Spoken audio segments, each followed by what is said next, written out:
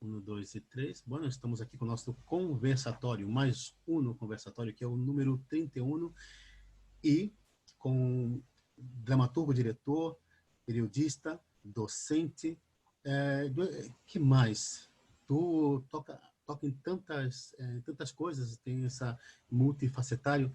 Pedro Bilora está na Academia das Artes Cênicas e tem um papel muito importante dentro do teatro espanhol. Pedro, bem-vindo ou bem-vindo ao conversatório. Muchísimas gracias, obrigado. Estoy muy contento de estar aquí contigo. De nada. Pedro, vou começar pela pergunta clássica, que é o homem de teatro, é o homem multifacetário. Que estás fazendo dentro desse confinamento? Está criando? Está trabalhando muito? Como... Estoy trabajando como profesor, no exactamente dando clases, sino llevando trabajos de los alumnos, y en este momento estoy corrigiéndolos, porque el curso propiamente ha terminado ya y ahora estamos en el periodo de evaluación. No solamente estoy haciendo el seguimiento de mis propios alumnos, sino también algo muy interesante, que es que formo parte de los tribunales de los talleres fin de carrera. Entonces, después de los 4 años que los alumnos pasan en la RESAT, tienen que hacer un trabajo. En mi caso, yo soy miembro del Tribunal de Dramaturgia, así que estoy justamente ahora leyendo las obras de teatro con las que nuestros estudiantes de dramaturgia van a terminar sus estudios. La RESAT es la Escuela de Arte Dramático, ¿no? Sí. De Madrid, ¿no? Tiene un nombre muy largo, es Real Escuela Superior de Arte Dramático. Es así de largo y además somos muy viejos porque la escuela nace en 1831. Caray.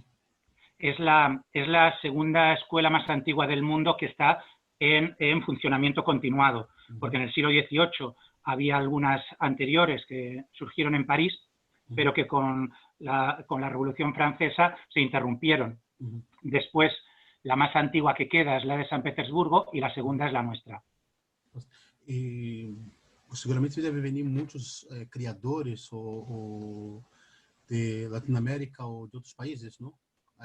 Sí, tenemos tanto alumnos como profesores, americanos, europeos, asiáticos, africanos. Es una escuela en la que en realidad cualquiera puede estudiar siempre que haya superado unas pruebas de acceso que realmente son difíciles. Y aparte, como te digo, también tenemos un profesorado hasta cierto punto internacional. Hemos tenido profesores de Checoslovaquia, Polonia, Rusia. Hemos tenido también de Chile, por ejemplo, el maestro Andrés del Bosque ha sido profesor nuestro. Luca Prea también ha estado con nosotros. Sí, intentamos estar abiertos al mundo. Una escuela referente. Tú, como docente, seguramente está se adaptando a las clases online. Sí, las clases online debo decir que a mí no me gustan nada. Y creo además que se dan de patadas con la enseñanza teatral, porque algo que es propio de nuestro trabajo es el encuentro. Encuentro a varios niveles.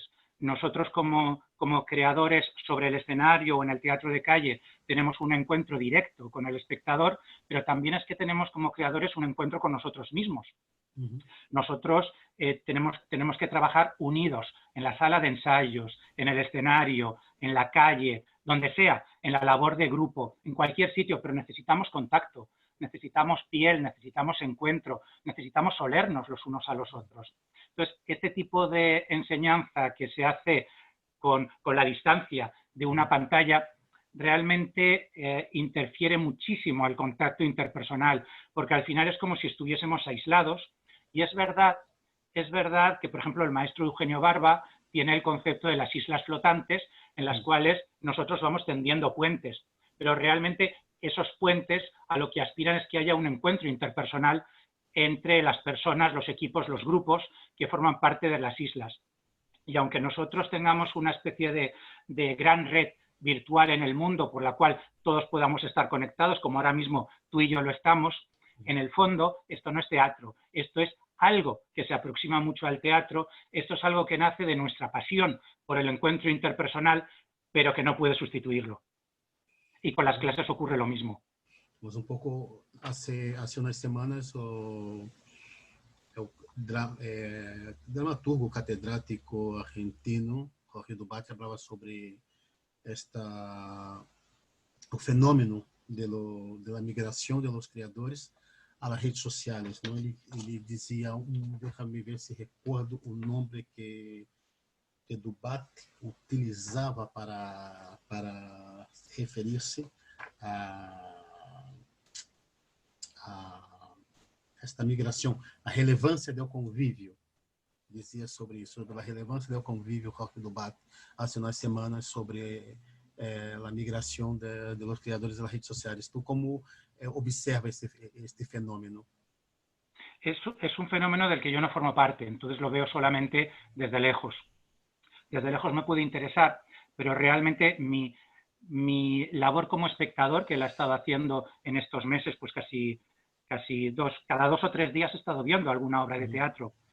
La experiencia no se puede comparar con el ser espectador real. Yo necesito, aunque sea como espectador, estar ante el intérprete, estar ante el actor. Necesito experimentar cierto contacto con él. Y si no lo tengo, si no lo veo, si no me relaciono, si no lo huelo, si no dejo que su sudor me llegue, si no siento que es realmente un cuerpo que está hablando y expresándose ante mí y para mí, me cuesta muchísimo entrar. Entonces, al final utilizo el teatro en Internet como una labor de documentación, desde luego, pero que para mí, en mi caso personal, no puede sustituir la experiencia del teatro directo, del teatro en vivo. Yo entiendo que haya gente que lo haga y me parece fantástico y me encantaría tener la disposición y la posibilidad de dar este salto también mental mío, de decir, pues me da igual, yo puedo estar perfectamente ante una pantalla de ordenador y estar teniendo una experiencia teatral, pero reconozco que me cuesta. Es un fenómeno, como decía antes, nuevo. El boom de la tecnología hace 30 años, ¿no? Y los creadores migran exactamente con la pandemia y provoca el confinamiento. O sea, llega con muchos años, 3 décadas de retraso a las redes sociales de manera masiva. Antes de las redes sociales ya tuvimos algo llamado cine. Y la radio. Claro, en el fondo, cuando nace el cine, hay que recordar que aunque tenga una estructura narrativa que proviene sobre todo del modelo dickensiano, en realidad el concepto de puesta en escena provenía del ámbito teatral. O sea que hasta cierto punto el cine en sus orígenes, sobre todo en sus 2 primeras décadas, venía a ser teatro filmado. Hasta que ya, por supuesto, los grandes maestros como Griffith, Murnau, etcétera, fueron los que desarrollaron un lenguaje propiamente cinematográfico. Pero la verdad es que el cine comenzó emanando del teatro. O sea que ahora las redes sociales e Internet, digamos que están recuperando esta faceta cinematográfica también con un siglo de retraso. Sí. Yo soy capaz de aceptar Internet como acepto el cine, como acepto la televisión o el cómic, pero la experiencia teatral siempre me gusta más en directo. Sí, a mí me gusta llamar este fenómeno de escenificación en redes sociales, porque já levamos uma trintena de charlas e o mais curioso que a mim não me gusta a unanimidade, dizem que toda unanimidade é cega, não é burra, mas é muito curioso que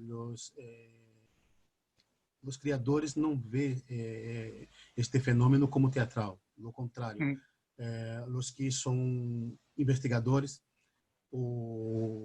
su ponto de observação é que é uma maneira de manifestar-se, colocar, escenificar ou organizar uma leitura escenificada ou dramatizada a partir da pantalla. Também comentam que a inclusão do streaming ao teatro você tem que explorar, estudar, não é uma coisa que entrará daqui a 5, 10 anos ou algo, não. É algo que tampouco sabemos se entrará ou não, se o teatro assimilará ao streaming ou não, não? É muito novo, não, para chamar esse fenômeno de teatro, inclusive porque nas redes sociais coloca tudo em um mesmo plano.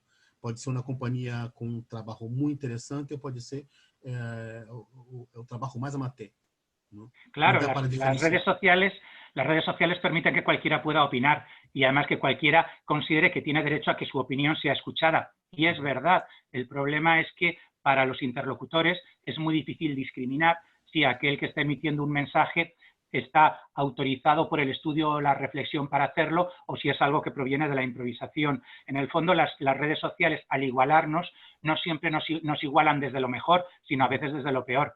Es decir, nos impiden en buena medida jerarquizar los conocimientos de aquellos que están emitiendo un mensaje.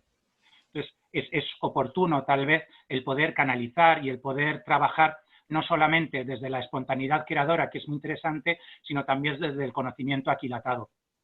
Hace ya muchos años, como bien dices, se hicieron experiencias que luego no triunfaron. Piensa, por ejemplo, que en el cine hubo un momento en el que se hizo el odorama y parecía que se iba a hacer cine con olores. Bueno, pues no prosperó. El propio cine en 3 dimensiones se hizo como curiosidad, tampoco prosperó. Cuando yo era estudiante en la Escuela de Arte Dramático en los años 90, tenía un profesor magnífico, que es un grandísimo escenógrafo y director, José Luis Raimon, que ya entonces, en 1997-98, nos hablaba de la posibilidad de hacer teatro en Internet, de la posibilidad de que hubiese gente en distintos lugares que estuviesen interactuando a través de la red. Y te estoy hablando de hace 20 y tantos años. Es decir, que realmente hay cosas que se han estado pensando, pero que no se han aquilatado, porque tampoco podemos trabajar desde la rapidez y la inmediatez.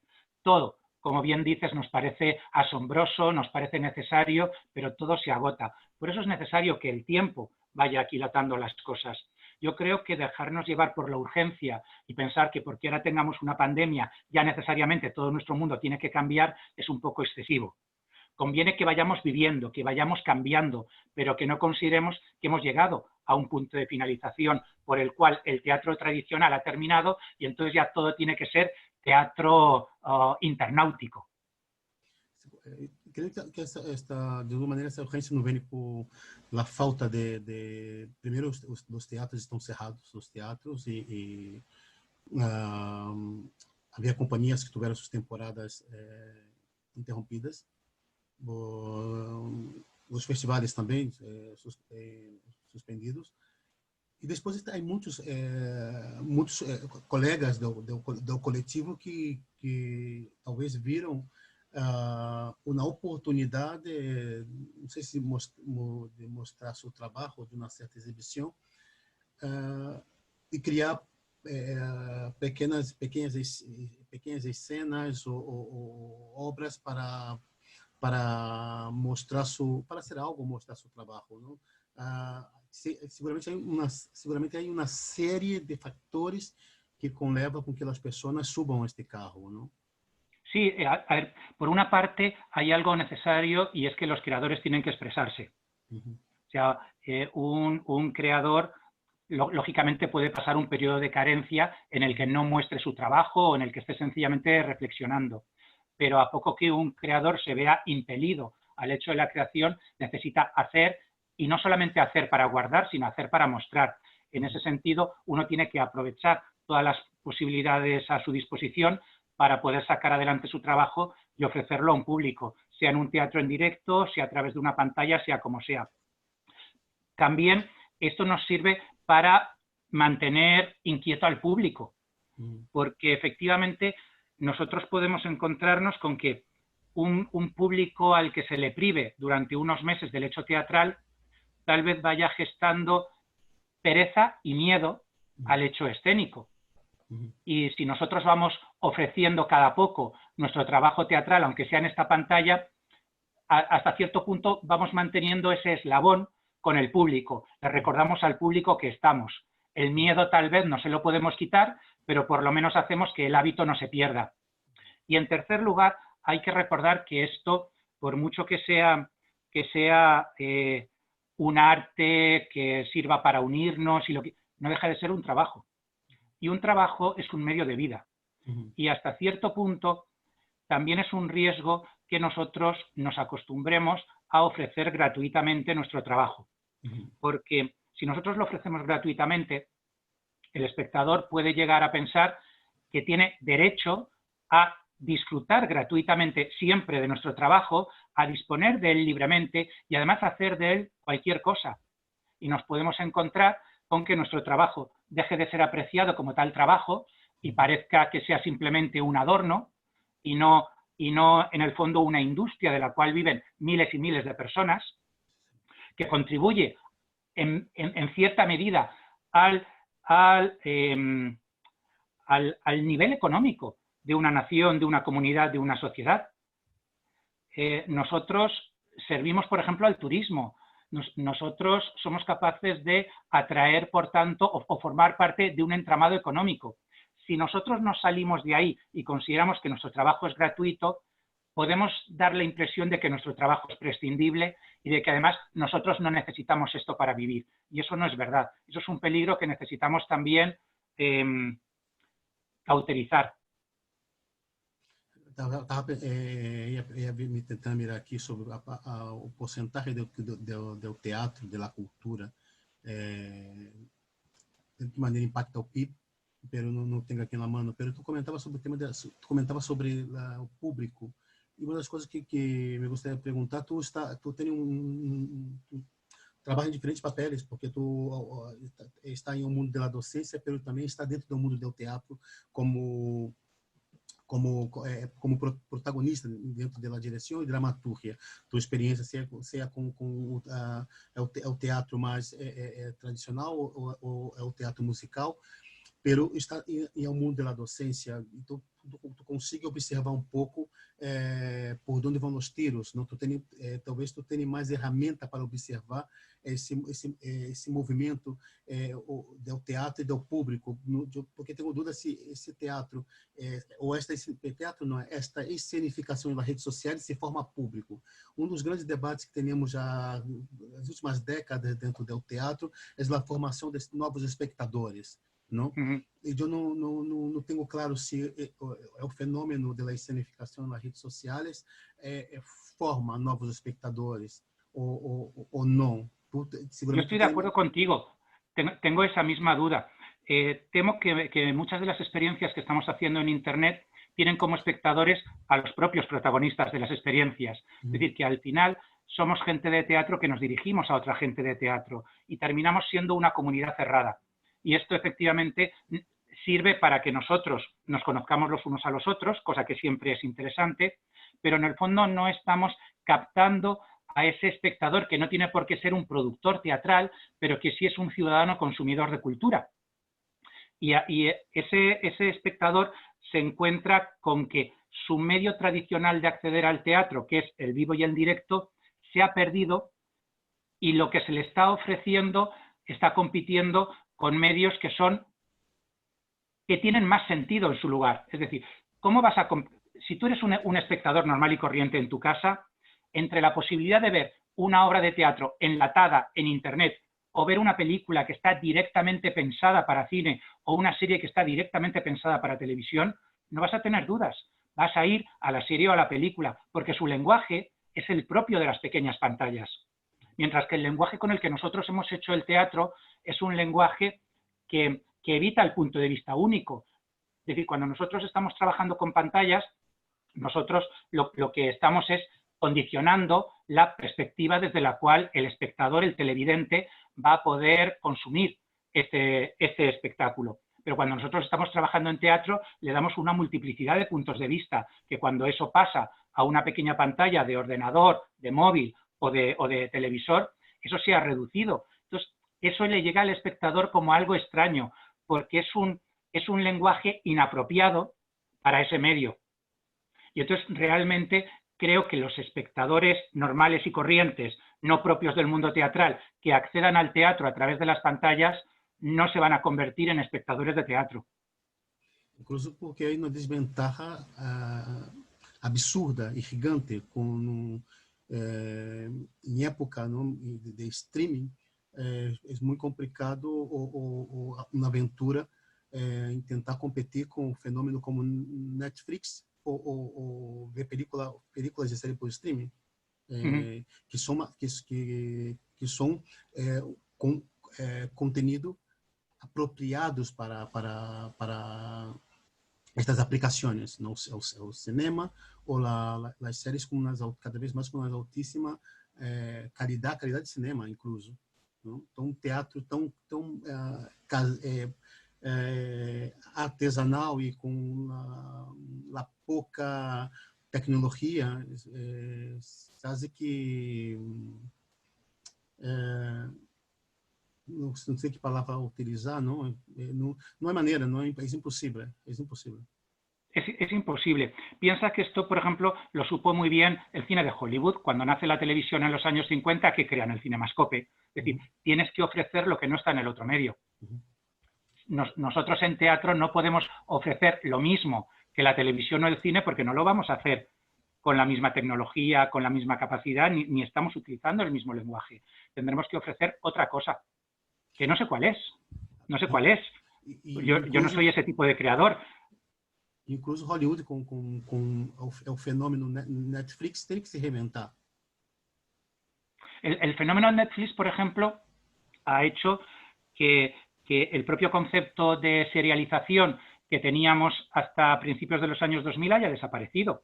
O sea, antes esperábamos semanalmente el capítulo de las series y ahora lo que hacemos es un consumo en maratón de fin de semana de 6, 7, 8 horas seguidas, pegados a la pantalla, viendo una serie desde el principio hasta el final. Es decir, que Netflix ya ha contribuido, Netflix, HBO, etcétera, ha contribuido a cambiar la experiencia de la fruición del espectador televisivo.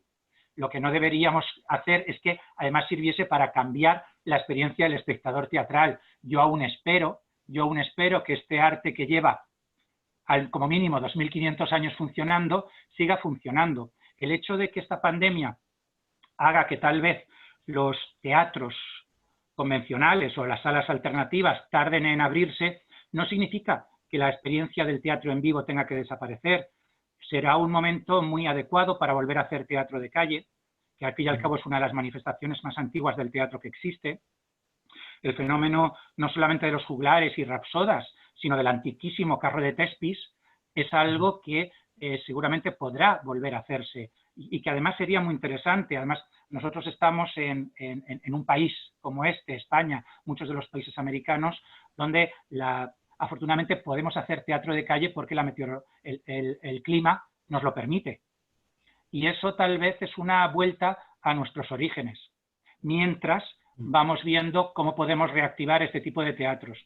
Porque obviamente a lo largo del próximo año es posible que solamente puedan abrir en condiciones más o menos normales los teatros públicos, que al fin y al cabo no dependen de la taquilla para poder sufragar los gastos y sobre todo para pagar a sus trabajadores. Pero yo me planteo cómo la clase media del teatro, que tiene sus pequeñas o medianas compañías, las salas alternativas, los teatros privados, ¿cómo van a poder satisfacer, ya no te digo la demanda del espectador, sino las propias necesidades económicas de sus integrantes cuando no tienen unas ayudas públicas que sufraguen el 100% de sus gastos, ni tampoco tienen unos ingresos garantizados por parte de los espectadores? Este tipo de creador, que lo va a tener muy difícil desde el punto de vista económico, al menos durante el próximo año, y cuando estamos hablando de un año significa que es una estructura que se va a volver muy endeble y que vamos a tardar mucho tiempo en poder recuperar. O sea que si hablamos de un año, tal vez se convierta en 4 o 5 años en los que el nivel medio del teatro estará tambaleándose. Este tipo de creador, ¿cómo va a poder seguir haciendo su trabajo y viviendo su trabajo? Pues encontrando otras alternativas y tal vez esta posibilidad de teatro de calle, de desfiles, encuentros, escenificaciones, festivales, no sé, muchas cosas que no tengan por qué hacerse en un recinto cerrado y que sea una manera de canalizar su creatividad y poder seguir adelante desde un punto de vista económico. Para mí es muy interesante que nosotros hablemos también de economía, porque yo soy profesor y tengo tal vez un sueldo garantizado, pero muchos de mis compañeros no lo tienen, muchos de mis alumnos no lo tienen. Y muchos de mis alumnos o exalumnos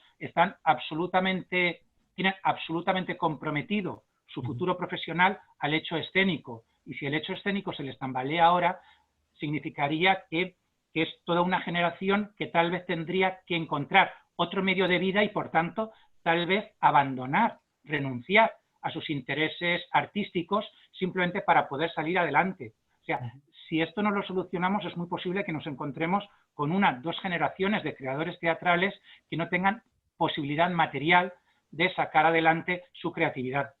Y esto me parecería enormemente triste. O sea, hay todo un capital humano que no podemos perder. Creio que isso vai em direção às políticas culturais adotadas nas últimas décadas. Acabo de consultar aqui, antes tu estava comentando, a cultura representa um pouco mais de 2%, 2,4% do PIB. Representa. Claro, es un sector muy grande. Muy potente. Es un sector importantísimo. Aqui creio que teremos, como sempre, não são... eu tenho... Sempre me pergunto aos criadores que quando se habla muito de cultura atualmente, não, né, com a pandemia, parece que todos os políticos assumiram que a cultura é de primeira necessidade, como sanidade e educação, pero a mim não me suena,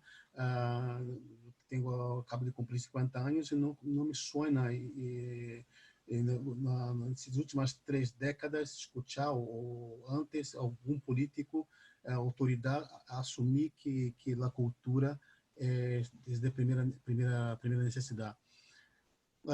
Creio que as políticas culturais tem que haver um cambio, que esse cambio tem que passar por o setor da cultura, um diálogo para conhecer as dificuldades. Eu tenho a sensação que os políticos, quando falam de cultura, falam da instituição cultura, não falam de arte. Talvez não tenham nenhum conhecimento sobre o que é arte. São 2 coisas completamente diferentes, creio.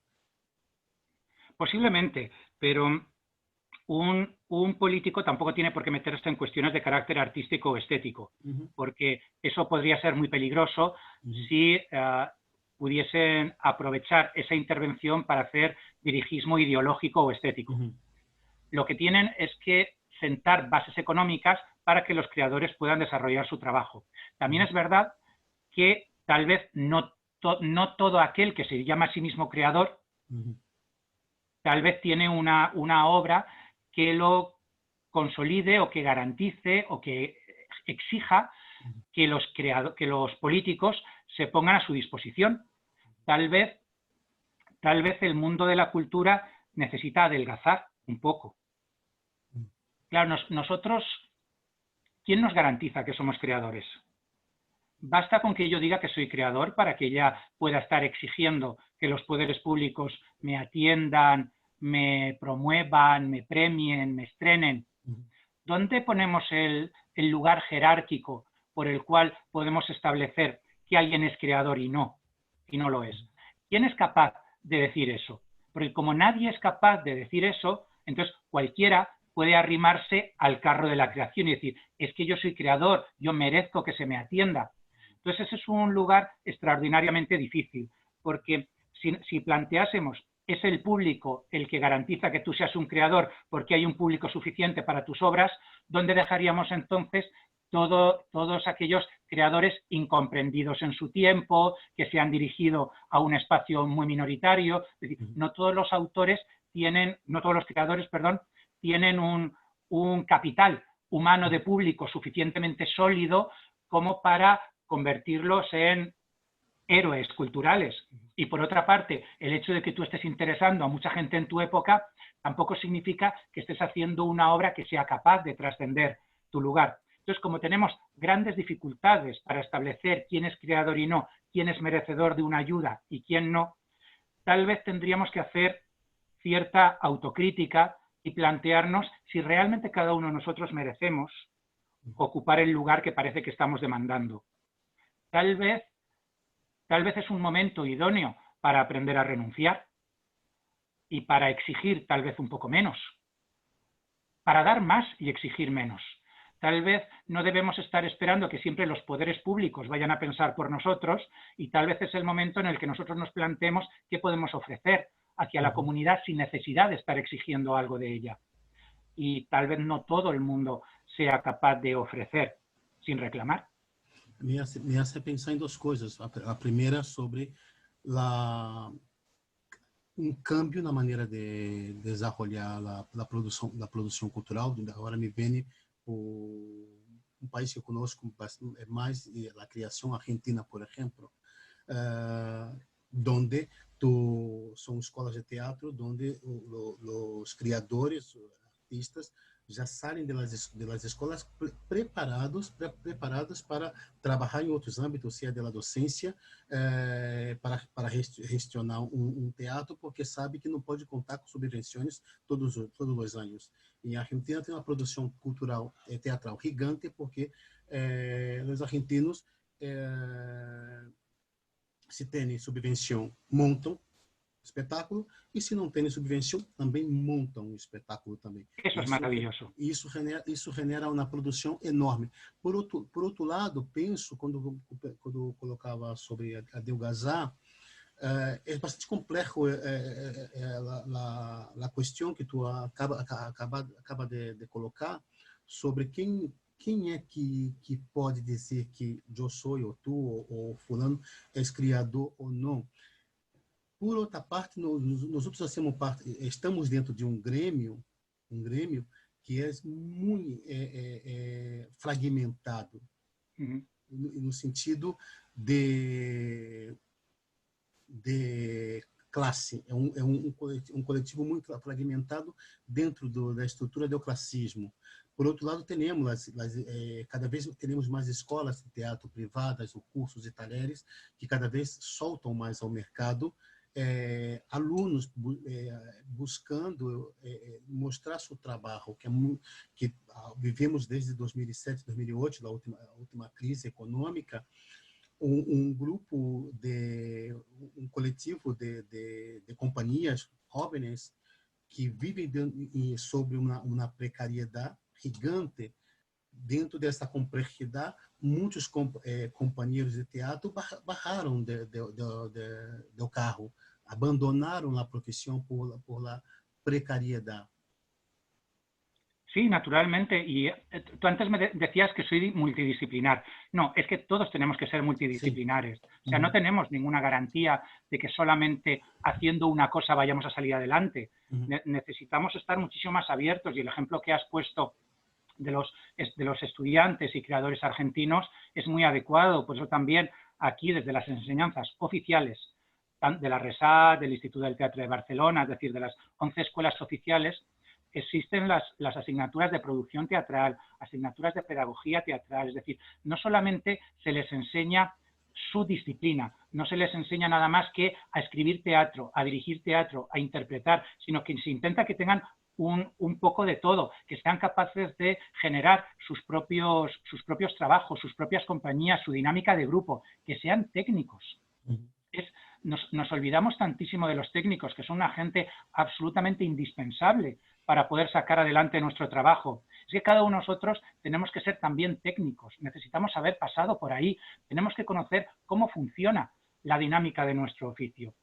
Entonces necesitamos creadores que sean multidisciplinares y que no estén siempre pendientes de que se les llame para poder asumir un espectáculo, para asumir un proyecto, sino que sean capaces de generar su propio proyecto. Una de las cosas que más me interesa de la enseñanza en la RESAD es la posibilidad de ver creadores jóvenes. En la RESAD entran como mínimo con 18 años, pero vamos, es habitual tener gente de 20, 25, 30, incluso tengo algún alumno mayor que yo. Es decir, gente que están en un periodo maravilloso de su iniciación en el mundo artístico, que están llenos de inquietudes, de ganas, de necesidades, de urgencias creativas, y que se encuentran los unos a los otros.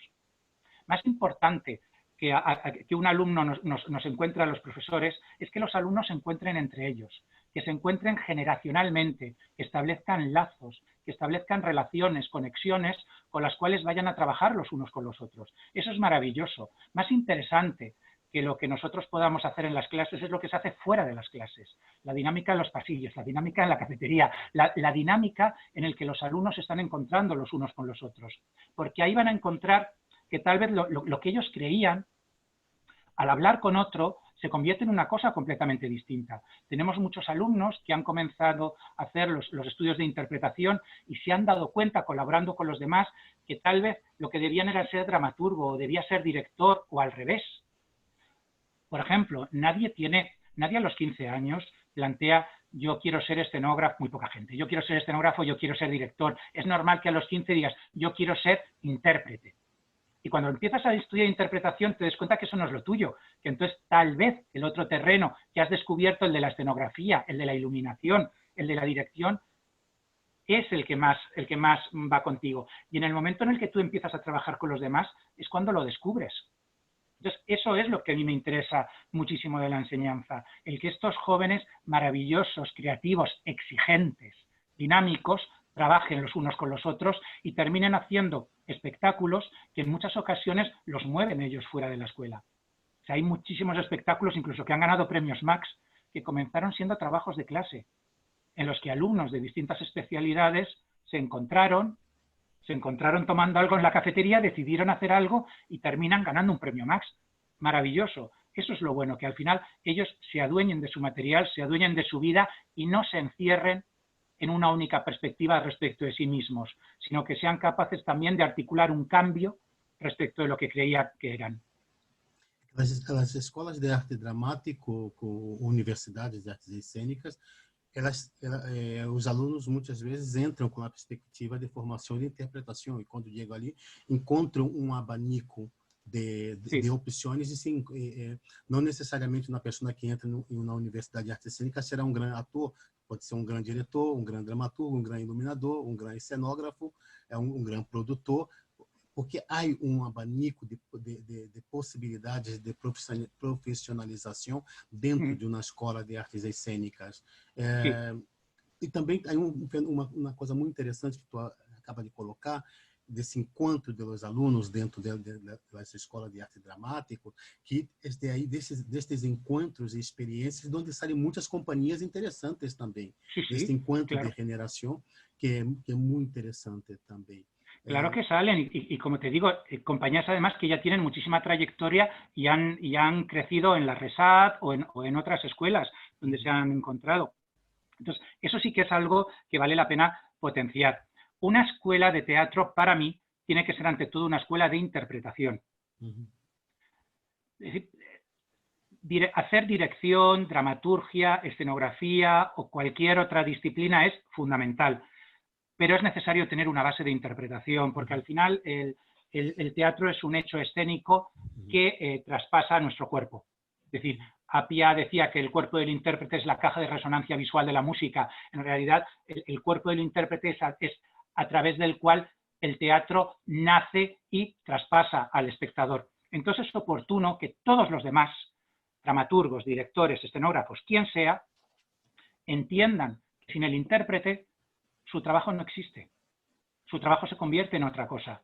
Y es oportuno que todos nosotros tengamos una experiencia escénica interpretativa. No que seamos actores, lógicamente. Yo soy un actor pésimo, malísimo. Pero necesitamos saber qué ocurre. Yo fui más o menos. Bueno, necesitamos saber qué ocurre ahí. Y por eso para mí es importante que potenciemos ante todo el nivel interpretativo de nuestras escuelas. Y que no confundamos y hagamos creer a la gente que los vamos a convertir en dramaturgos, en directores o en escenógrafos al margen del hecho interpretativo. Te lo digo porque una diferencia que hay entre las universidades a las que has hecho referencia y las escuelas de arte dramático es que el grado de artes escénicas en la universidad tiene una carga crediticia de interpretación muy pequeña, muy pequeña. Entonces, cuando tú vas a una universidad, vale, vas a conseguir un título universitario de artes escénicas, pero realmente lo que has tenido es un poco de todo, pero no has tenido una especialización en nada. Esa especialización única y exclusivamente se hace en las escuelas de arte dramático. En las 11 escuelas oficiales que hay en España es donde puedes conseguir este trabajo, porque ahí es donde realmente vas a tener una posibilidad material, unos espacios, unos compañeros, unos profesores, una atención, una pedagogía específicamente escénica y no exclusivamente teórica. Nuestras disciplinas son eminentemente prácticas y la práctica no se hace desde el estudio en el aula virtual ni se hace a través de una videoconferencia, se hace viviendo, pisando, sudando el escenario, y eso es lo que se hace en nuestras escuelas. Ganhar tabla, ¿no? Tener tabla, sí, que es una expresión antiquísima, sí, pero que es muy oportuna. Que eu diria que é importantíssimo. Eu vejo algumas vezes aí escolas, não, que formam atores, não são das grandes escolas que estamos aqui, como Risarte ou Estudo Teatro, digo de outras escolas, de tu deparar com alunos que não conhecem autores, digo clássico, por exemplo, a obra de Shakespeare inteira, a leído na obra de Shakespeare inteira, ou conosco na obra de Brecht, ou que é claro que com o exercício da profissão tu vai ganhando tabla, pero que aí o aluno, quando ele passa por uma escola de arte dramática, de interpretação, ele já vem um pouco preparado para subir ao escenario. Sí, y mira, lo que dices es fundamental. Necesitamos que el intérprete, que cualquier creador teatral, tenga un gran bagaje cultural. Por una cuestión muy sencilla, porque nosotros estamos dialogando con espectadores, pero estamos dialogando con el pasado. Al final nosotros lo que traemos sobre nuestras espaldas es un acervo cultural, social, que articulamos como buenamente podemos para ofrecerlo a nuestra comunidad en tiempo presente. Y los profesores que nos dedicamos a cuestiones teóricas, los que damos literatura, teoría, historia, este tipo de cosas, tenemos una labor que parece escondida, pero que es esencial, porque contribuimos a dar bases para el pensamiento del intérprete, del director, del escenógrafo. A veces nos encontramos con que el alumno tiene muchas ganas de ser rápido para hacer las cosas. Pero uno no tiene que ir al resultado, uno tiene que hacer el proceso, y el proceso necesita un conocimiento aquilatado. Y eso es lo que en las escuelas de arte dramático es responsabilidad justamente de los que nos dedicamos a esa parte más teórica o histórica. Que es terrible porque lógicamente el alumno de interpretación lo que quiere es saltar, bailar, cantar, hacer esgrima, desnudarse, todo ese tipo de cosas que son lógicas,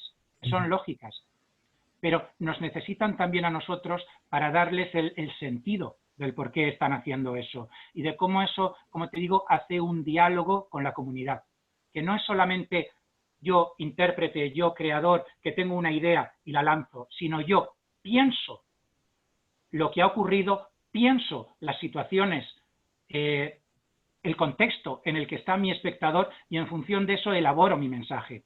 Entonces, muchas de las escuelas que se dedican a cuestiones muy concretas hacen una labor muy interesante, desde luego, interesantísima, pero evidentemente les faltan los medios, la disposición para tener también todo ese bagaje teórico que es fundamental. Ten en cuenta que esto no es ninguna novedad. Las escuelas de arte dramático, como los conservatorios de música y de danza, en realidad somos hijos de la Ilustración. Y en la Ilustración, en el siglo XVIII, lo que se plantea era precisamente que para poder elevar el nivel cultural de una comunidad, de una población, de una sociedad, era necesario elevar el nivel cultural de los productores de mensajes, es decir, de los actores, que era lo que se decía entonces. No se hablaba tanto de los dramaturgos, se hablaba de la responsabilidad del escritor, pero se hablaba del nivel cultural del actor. Entonces se decía, tenemos que crear escuelas para que nuestros intérpretes ganen en cultura. Y por eso, desde el principio, desde el primer momento, desde el siglo XVIII, los programas de estudio, tanto de los conservatorios, como te digo, de música, de declamación, que era como se llamaba entonces el arte dramático, de danza, tienen las asignaturas de historia, de literatura, de pensamiento, de filosofía, porque esas son las que contribuyen a dar un peso, un pozo, mejor dicho, un pozo al intérprete. Aunque sea para que luego lo olvide, pero necesita tenerlo. Porque si no, trabaja desde la inmediatez. Y tenemos que trabajar desde la reflexión. Obrigado, Cadu. Duas coisas, pois senão vamos passar outro tema e quedará aqui. Tu comentabas sobre o teatro callejeiro, sobre o teatro de calle, que seguramente com a pandemia tem que repensar e pode ser que ocupe novo lugar. Sí. Pero, La plaza, el a ágora, praça, isso significa cambiar as normativas. Porque nas tal vez. últimas décadas, os ajuntamentos e o governo local se criaram muitíssimas normativas que burocratizaram e se tornou praticamente impossível esse teatro nas calles. Sí, sí, es efectivamente, a ver, existen normativas que evidentemente son muy lógicas porque atienden a la comunidad. Los ruidos, por ejemplo, sí, sí. es algo esencial. Nosotros tenemos que saber si estamos trabajando en un espacio urbano o no y, por tanto, si estamos molestando al descanso de los vecinos o no. Hay cosas que son razonables. Y, de todos modos, lo que estamos viendo es que las normativas están creciendo tanto precisamente para poder atender a esta nueva situación, que también estas tendrán que cambiar. Se anuncia, por ejemplo, ya se anuncia que algunos de los festivales de teatro clásico de verano se harán, pero se harán reduciendo aforo. Pensemos los grandes festivales, Almagro, Mérida, Alcántara, el Castillo de Niebla, Chinchilla, Sagunto, son espacios, Peralada, son espacios escénicos al aire libre, pero al aire libre no significa que ahora podamos estar los unos pegados a los otros. Evidentemente, eso tendrá que trabajarse, pero no es lo mismo que se trabaje una normativa que directamente se prohíba. No es importante. Yo quiero creer que ese va a ser un asidero o un lugar sobre el cual poder asentar nuestros trabajos escénicos inmediatos. Tu comentava também sobre o imediatismo da produção, quando estávamos falando sobre os jovens, sobre as universidades e escolas de arte dramático. Tu é professor de literatura, professor de literatura comparada na Complutense e talvez pode me contestar melhor. É necessário que dramaturgo, falávamos antes sobre a formação do ator, tenha conhecimento teórico, tenha uma cultura, conhecimento mais amplo. Em geral, é importante que ator, dramaturgo, diretor tenga o conhecimento sobre teatro, estude teatro. A ver, no es imprescindible, pero desde mi punto de vista es conveniente. Yo lo echo de menos en mí mismo. Me gustaría haber tenido mayor formación como actor. He hecho cursos de interpretación, cursos de comedia del arte, cosas así, pero noto que eso me falta. Sí, pero sí, es una carencia que la noto mucho y que la he ido solucionando con el tiempo. Mis primeras obras, las obras que escribía con 18 o 20 años, son obras muy discursivas, muy habladas, y conforme he ido ganando experiencia, claro, no es lo mismo que no hayas estrenado una obra que hayas estrenado 40, es que no es lo mismo. Pues claro, vas ganando esa experiencia y yo creo que las obras que escribo ahora tienen muchísimas más posibilidades escénicas que las que hacía antes, y eso me lo ha dado la experiencia. Pero si yo hubiese tenido, tal vez, una experiencia interpretativa mayor cuando tenía 20 años, seguramente no habría cometido muchos de los errores de excesiva carga literaria que tenían mis textos. La carga literaria es buena, pero a veces es excesiva. Y en mi caso, es decir, esas obras primeras mías son más literatura que teatro. No es que sea malo, pero no es bueno. Entonces, para mí, veo que la interpretación me habría venido muy bien. Y lo veo además en muchos de los alumnos de la RESAD. Muchos de los alumnos de dramaturgia de dirección tienen experiencia escénica y se nota. Se nota cuando suben a un escenario.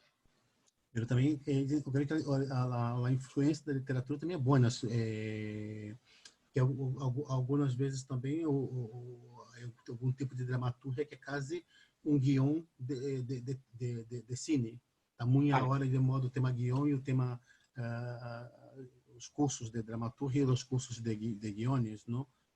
Esto que dices también es cierto. Nos encontramos con dramaturgias que carecen, muchas dramaturgias que carecen del más mínimo interés literario.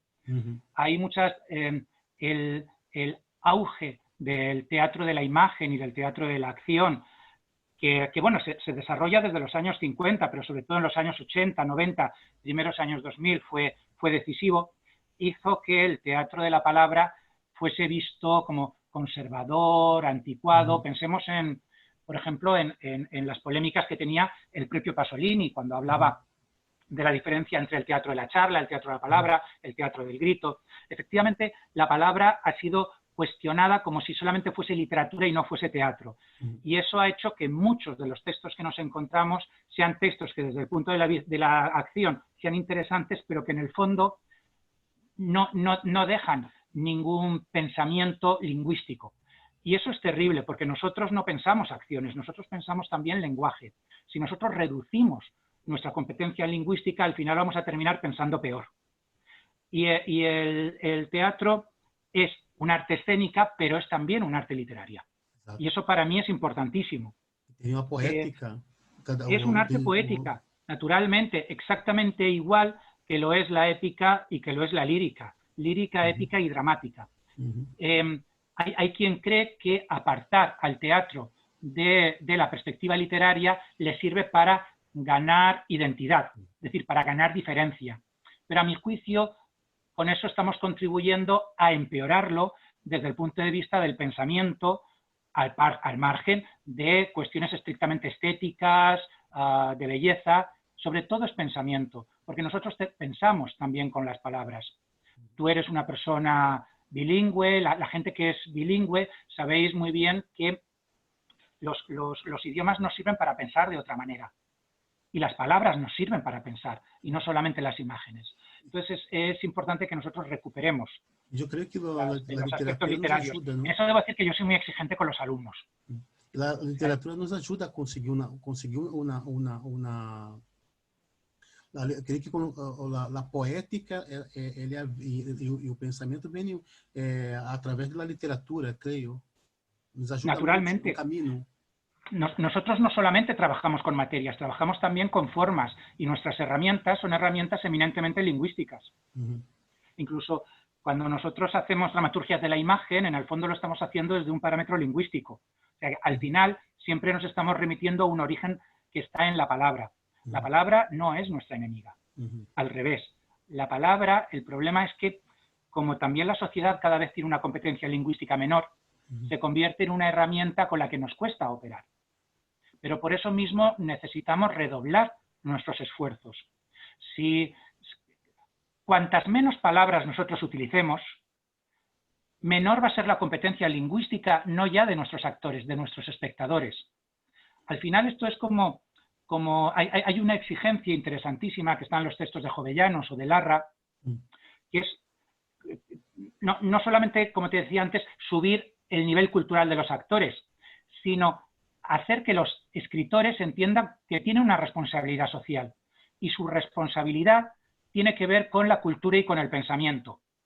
Cada vez que nosotros destruimos el lenguaje, estamos contribuyendo a destruir las perspectivas de pensamiento de nuestros espectadores.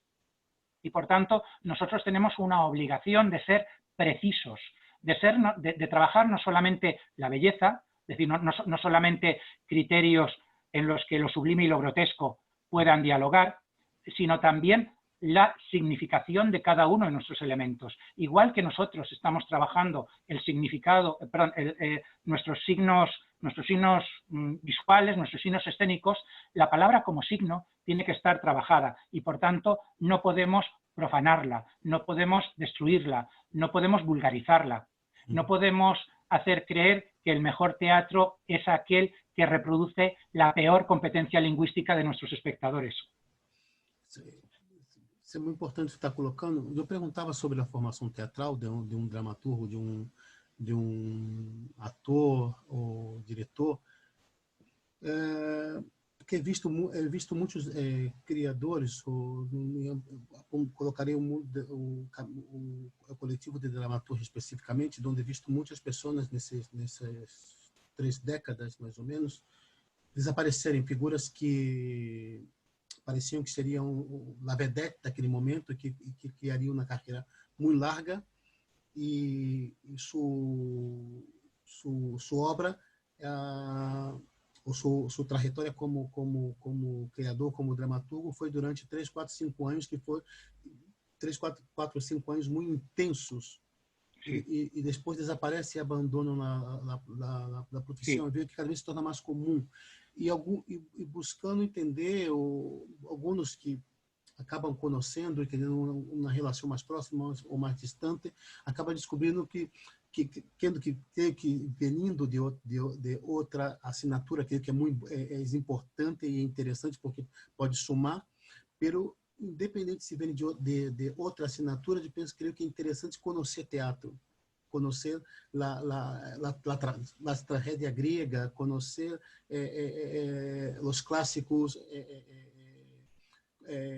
contemporâneos, não modernos, não sei como colocar, estudar um pouco de teatro, ir a teatro, conhecer seus autores, e é visto muito próximo, observado muito próximo que não havia, que eram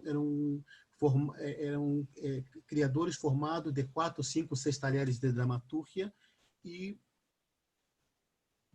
por algum motivo suas 2 ou 3 obras conseguiram ter um boom espetacular durante 2 ou 3 anos e depois desaparecem. Por isso, essa era a minha pergunta, porque é um questionamento que sempre que hago bastante.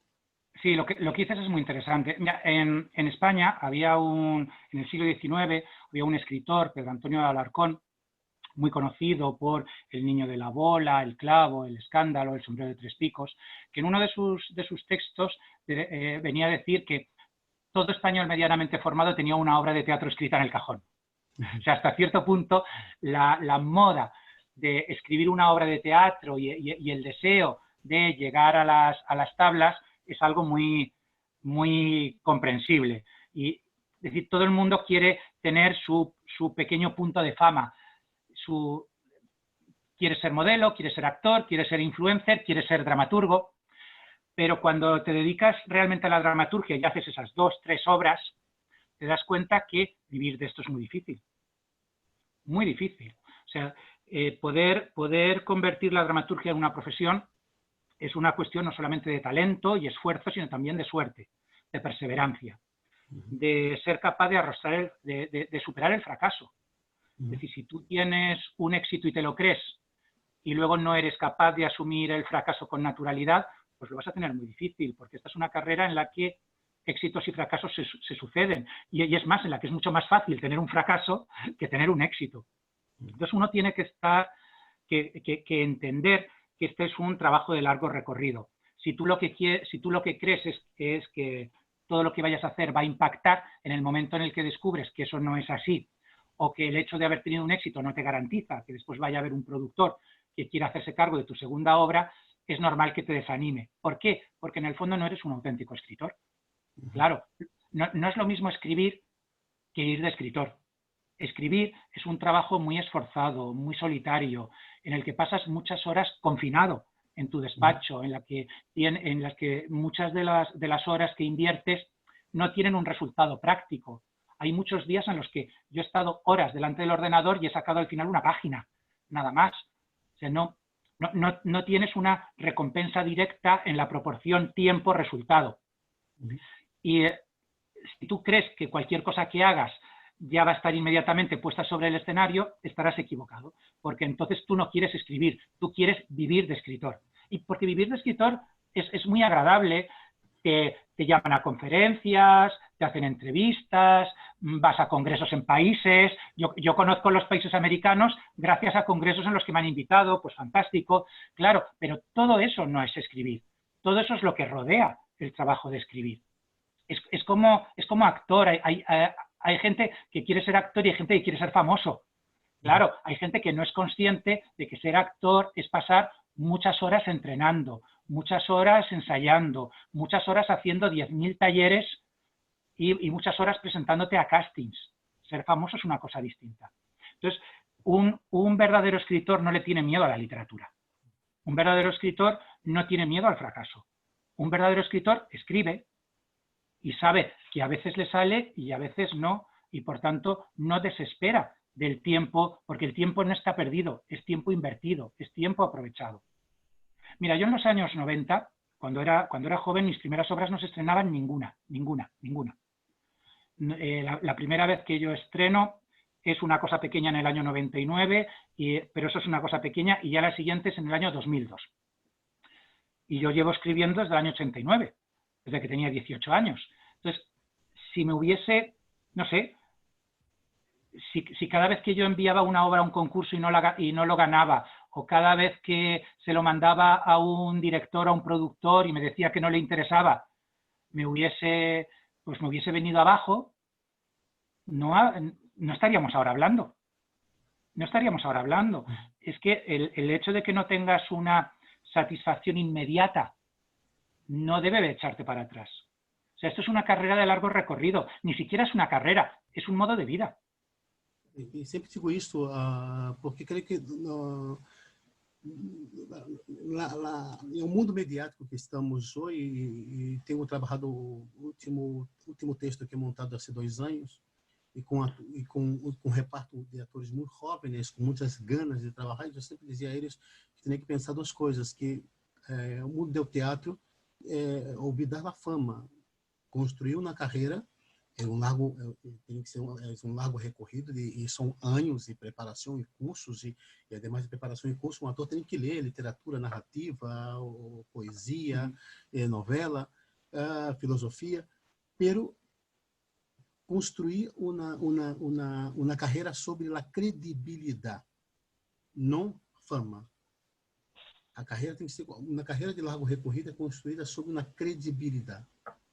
Lógico. Isso é mais complicado para os atores entenderem. O sea, la carrera se construye sobre tus decisiones.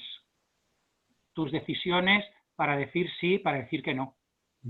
Es decir, tu credibilidad está en los proyectos que asumes y en los proyectos que rechazas. En los cursos que decides seguir y en aquellos que entiendes que no son para ti. En las obras ajenas que quieres ver y aquellas que rechazas, porque hay gente que se dedica al teatro y no le gusta el teatro.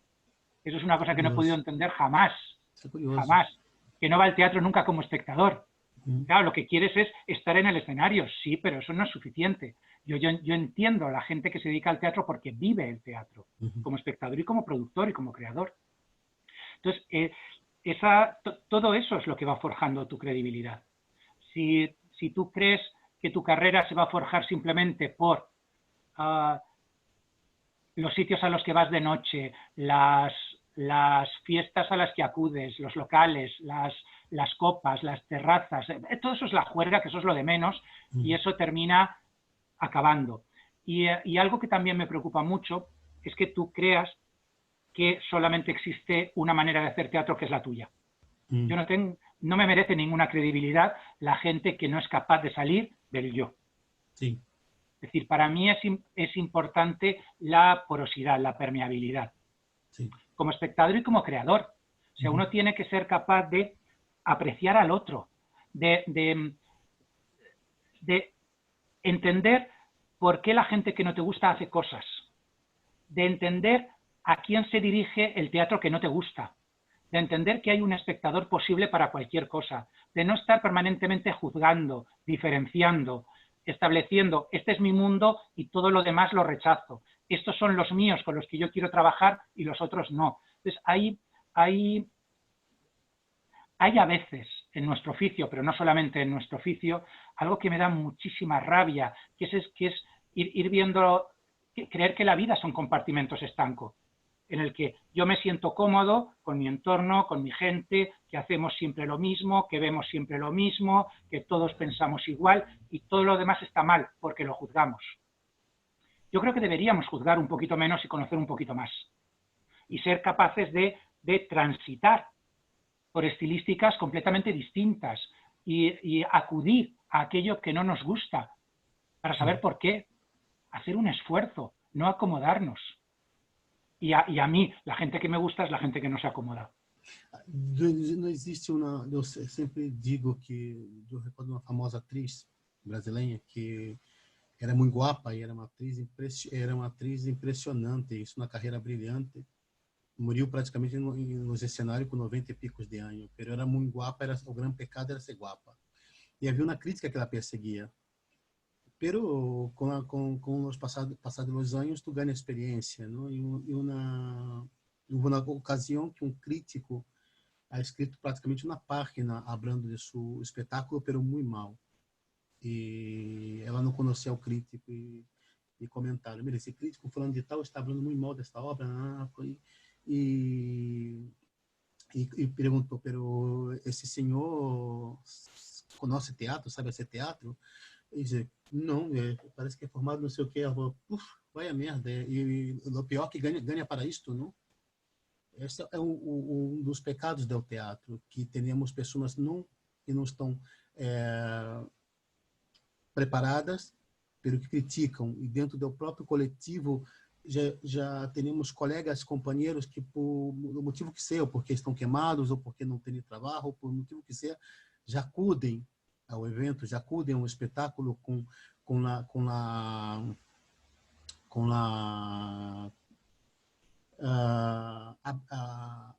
En España se dice não con colmillo receptivos. retorcido. Hã? Con el colmillo retorcido. Exato, não vão receptivos, já vão para criticar a obra. Eu também creio que eu sempre penso quando uma pessoa vai ao teatro já preparada para criticar a obra, eu sempre penso: o que está sendo essa pessoa? E com as redes sociais é muito fácil, não? Sí. Eu sempre tu vê que vas para cubrir tu blog. Exato. E em 2016 estava aqui em Alta Tarantana, estávamos com uma obra que era uma proposta de novela negra, e inclusive foi interessante porque é um acudido escritores de novela negra para ser um debate na charla com o público. E foi interessante porque teve um público bastante grande em esta obra também, um espaço para 60 pessoas. E uma atriz comentou a um dos atores que estava na obra, perguntou: esse personagem tem que passar pela tripa, porque esse personagem não está bem neste personagem. E o ator comentou: hostia, uma colega comentou isso a mim e não sei como tomar. Eu perguntei a ele: pero o que acha essa colega? O que está sendo? Que espetáculo está sendo? Não, nenhum. Bom, já está, já te dado a resposta, não? Porque se Mira, não é ela que está sendo. Te voy a dar un ejemplo, no puedo dar nombres, pero un ejemplo que nos pasó en la Resat. Se hace una muestra de interpretación y una de las alumnas estaba espléndida, una espléndida. Fue a verla en la muestra los profesores de una escuela privada en la que ella había estado antes y le dijeron: pues tu personaje está muy mal porque tiene que ser así, así y así. Y el resto de las representaciones lo hizo siguiendo esas indicaciones de sus antiguos profesores, es decir, abandonó todo el trabajo que había estado haciendo durante un año con su profesora y sus compañeros solamente por seguir lo que alguien que no conocía ese proceso le había dicho. Y a partir de ese momento, toda su interpretación en el resto de la semana, en las siguientes funciones, fue horrorosa. Horrorosa, porque no estaba en la clave. Entonces, nosotros tenemos que tener muchísimo cuidado también con lo que decimos y con a quién escuchamos. También esa es una de las razones por las que yo dejé de hacer crítica. Claro, yo durante muchos años era crítico, era crítico en el ABC, que es un periódico importante en España, y no es el trabajo en el que más cómodo me he sentido. Porque a mí me gusta ir al teatro a disfrutar. Y claro, yo me sentía que estaba yendo al teatro, como bien dices, a juzgar, a valorar. Y yo quiero que esa valoración, me siento mucho más a gusto ahora que hago la valoración para mí, pero no con la exigencia después de hacer un texto que se va a publicar, que va a llegar a unos lectores potenciales. Para los años en los que estuve trabajando de crítico no los considero los más felices profesionalmente de mi vida. Pero para mí fue una felicidad poder dejarlo. Pero para um profissional que é professor de literatura comparada, que é diretor, que é dramaturgo, que trabalha com teatro musical, que tem uma carreira tão extensa, esse tipo de crítico, esse perfil de crítico é desaparecido há muitos anos. Que antes os críticos tinham esse perfil, que eram pessoas completamente preparadas, com conhecimento em teatro, com conhecimento em arte e literatura. Hoje tu tem críticos que, pode ter uma licenciatura em história ou em periodismo, sí, es verdad. Pero se não conhece teatro, seus infernos, suas entranhas, é muito complicado de fazer uma crítica. Os críticos com tu perfil desapareceram nos anos, nos anos 80. Então, eu creio que Sí, teria sí. um crítico que además de ter labor teatral com uma carreira tão extensa e brilhante, e además está dentro do mundo da docência, é um privilégio. É um privilégio. É um lujo. Lo es, pero también pensaba que, mira, cada vez que yo estrenaba una obra dejaba de hacer crítica, porque me parecía que no estaba bien estar en los dos lugares. Es decir, Vale. si yo estoy ofreciéndome como creador, estar al mismo tiempo criticando públicamente las obras de mis compañeros, sí, me parecía extraordinariamente incómodo. Incómodo, porque me hacía pensar que eso podía ir en contra de mi propia credibilidad. Porque si yo escribía que algo no me gustaba, podían decir, es que será un enemigo. Y si decía, y si podía escribir que algo me gustaba, que es la gran mayoría de las, o sea, el 90% de mis críticas son muy positivas, es que son amigos porque es con quien trabaja. Entonces consideraba que, mira, mi propia credibilidad como crítico podía estar cuestionada, preferí dejarlo. Que yo entiendo que efectivamente los críticos que además conocemos el teatro por dentro, pues efectivamente estamos más amparados, pero yo no lo necesité. Tú, Pedro, tú haces parte de una generación de dramaturgos, de creadores, de directores privilegiadas, ¿no? Muy privilegiada. Sí, yo soy el peor de una generación excelente. Nombres, si empezamos con nombres... Pues mira, yo he ido a clase como compañero con gente como Juan Mayorga, Angélica Lidl, Raúl Hernández, Luis Miguel González, José Ramón Fernández, Alfredo Santol. Raúl Hernández Garrido. Sí, es que es tanta la gente maravillosa con la que he estado. Ana Zamora, o sea, con tanta gente tan brillante con la que he tenido la suerte de compartir cursos, clases, algunas en la RESAT y otras en talleres. Sí, la verdad es que he tenido la suerte de aprender muchísimo de mis propios compañeros. Son gente magnífica. Vale. Hago essa colocação por buscar um pouco sua conexão, em que momento de tu vida te encontras com o escritor e dramaturgo Terence Mosh. Eso fue en el año 91. Vale. Yo tenía 22 años, no sé si había cumplido ya los 23.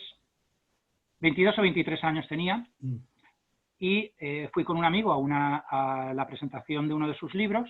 Yo ya lo conocía, por supuesto, como escritor, y estuvimos hablando y hicimos buena amistad. Y entonces él vivía en Barcelona, de vez en cuando venía a Madrid, donde yo ya estaba viviendo en Madrid entonces, nos veíamos, charlábamos y poco a poco fuimos desarrollando una muy buena amistad hasta el extremo de que me encargó muchos trabajos a su lado, muchos trabajos editoriales. Sí. Yo le debo a Terence Moix, pues básicamente mis inicios como escritor profesional, porque él estaba ya muy interesado en los jóvenes. Él sentía cierto desapego generacional, consideraba que su generación de la transición le cansaba un poco y le gustaba muchísimo pasar el tiempo con creadores más jóvenes que él. Leopoldo Alas Mínguez, por ejemplo, era muy amigo suyo, que ya murió. Luego después conoció a Boris Izaguirre, bueno, a muchísima gente, a mí también.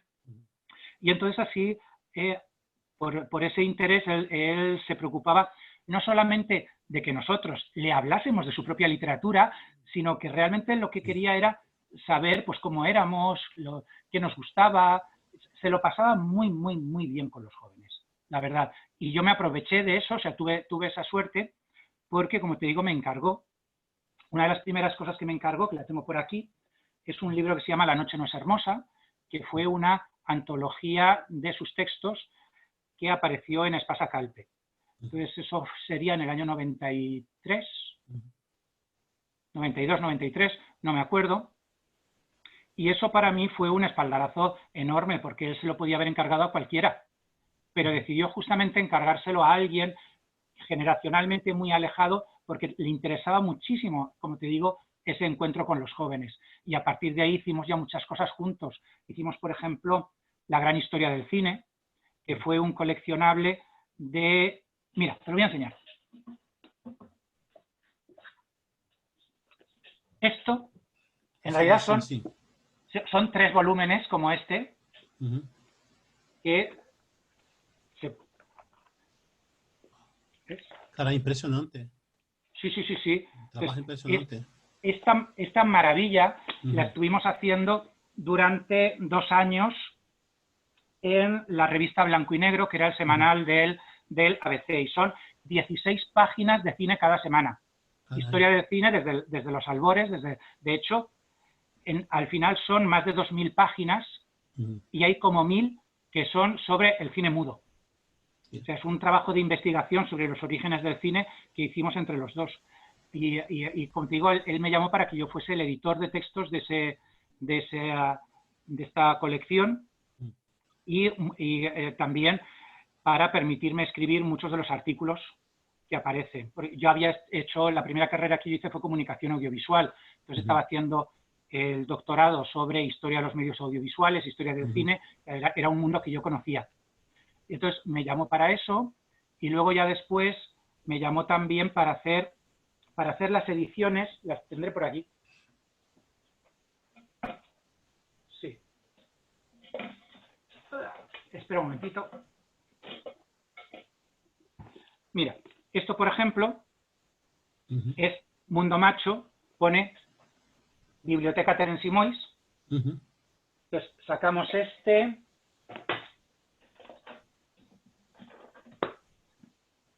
otro, que fue su novela más conocida, El día que murió Marilyn. Este otro también, Terence del Nilo. Entonces, aquí en estos libros, como ves, pone edición a cargo de Pedro Manuel Villora. Entonces, lo que me encargó fue que estos libros él los había publicado primero en catalán. Y luego se habían hecho algunas traducciones al español, y en el momento en el que se hicieron las traducciones, él era muy catalanista, que es una cosa que después dejó de ser, pero él lo era, a finales de los 60 y primeros años 70. Entonces reclamó que las traducciones fuesen un español catalanizado, con muchos giros catalanes, porque era una apuesta ideológica y política por su parte. Pero en los años 90 esto él ya lo tenía abandonado, lo tenía superado. Entonces quiso recuperar estos libros y, por ejemplo, en el caso de El día que murió Marilyn, aprovechó además para hacer una reescritura completa del original catalán y una retraducción de este nuevo original catalán, donde introdujo algunos de los textos que había eliminado la censura, modificó otros, etcétera. Bueno, en realidad, todos los libros que él estuvo reeditando en los años 90 están completamente reescritos. Y entonces lo que me pidió fue que fuese el editor de estas reescrituras. Entonces, mi trabajo consistía en analizar los originales, plantearle cambios, sugerencias, traducciones, etcétera. Es decir, hacer un trabajo de editor propiamente. O sea que la verdad es que a Terence, aparte de lo personal, porque para mí ha sido mi mentor, mi maestro, mi mejor amigo, aparte de eso, yo le debo también muchísimo profesionalmente, mucho. Eu me quedo pensando aqui, antes desse encontro com Terence Moix, tu não conhecia seu universo, o su obra? Sí, claro, yo lo conocía porque yo he leído a Terence de siempre. Precisamente eso es algo que también nos sirvió como punto de encuentro. Y además yo creo que el que yo fuese un poco insolente a la hora de valorar algunas de sus obras, porque a Terence no le gustó. A Terenzi no le gustaba a la gente que iba a decirle, oh, qué maravilloso eres. No, no, no. Cuando trabajé con él, por ejemplo, tengo todavía algunos de los originales con sus notas, le encantaba ser duro, drástico, corregir, quitar, eliminar. O sea, no quería que le viniesen con paños calientes. Quería que le dijesen si algo funcionaba o no funcionaba.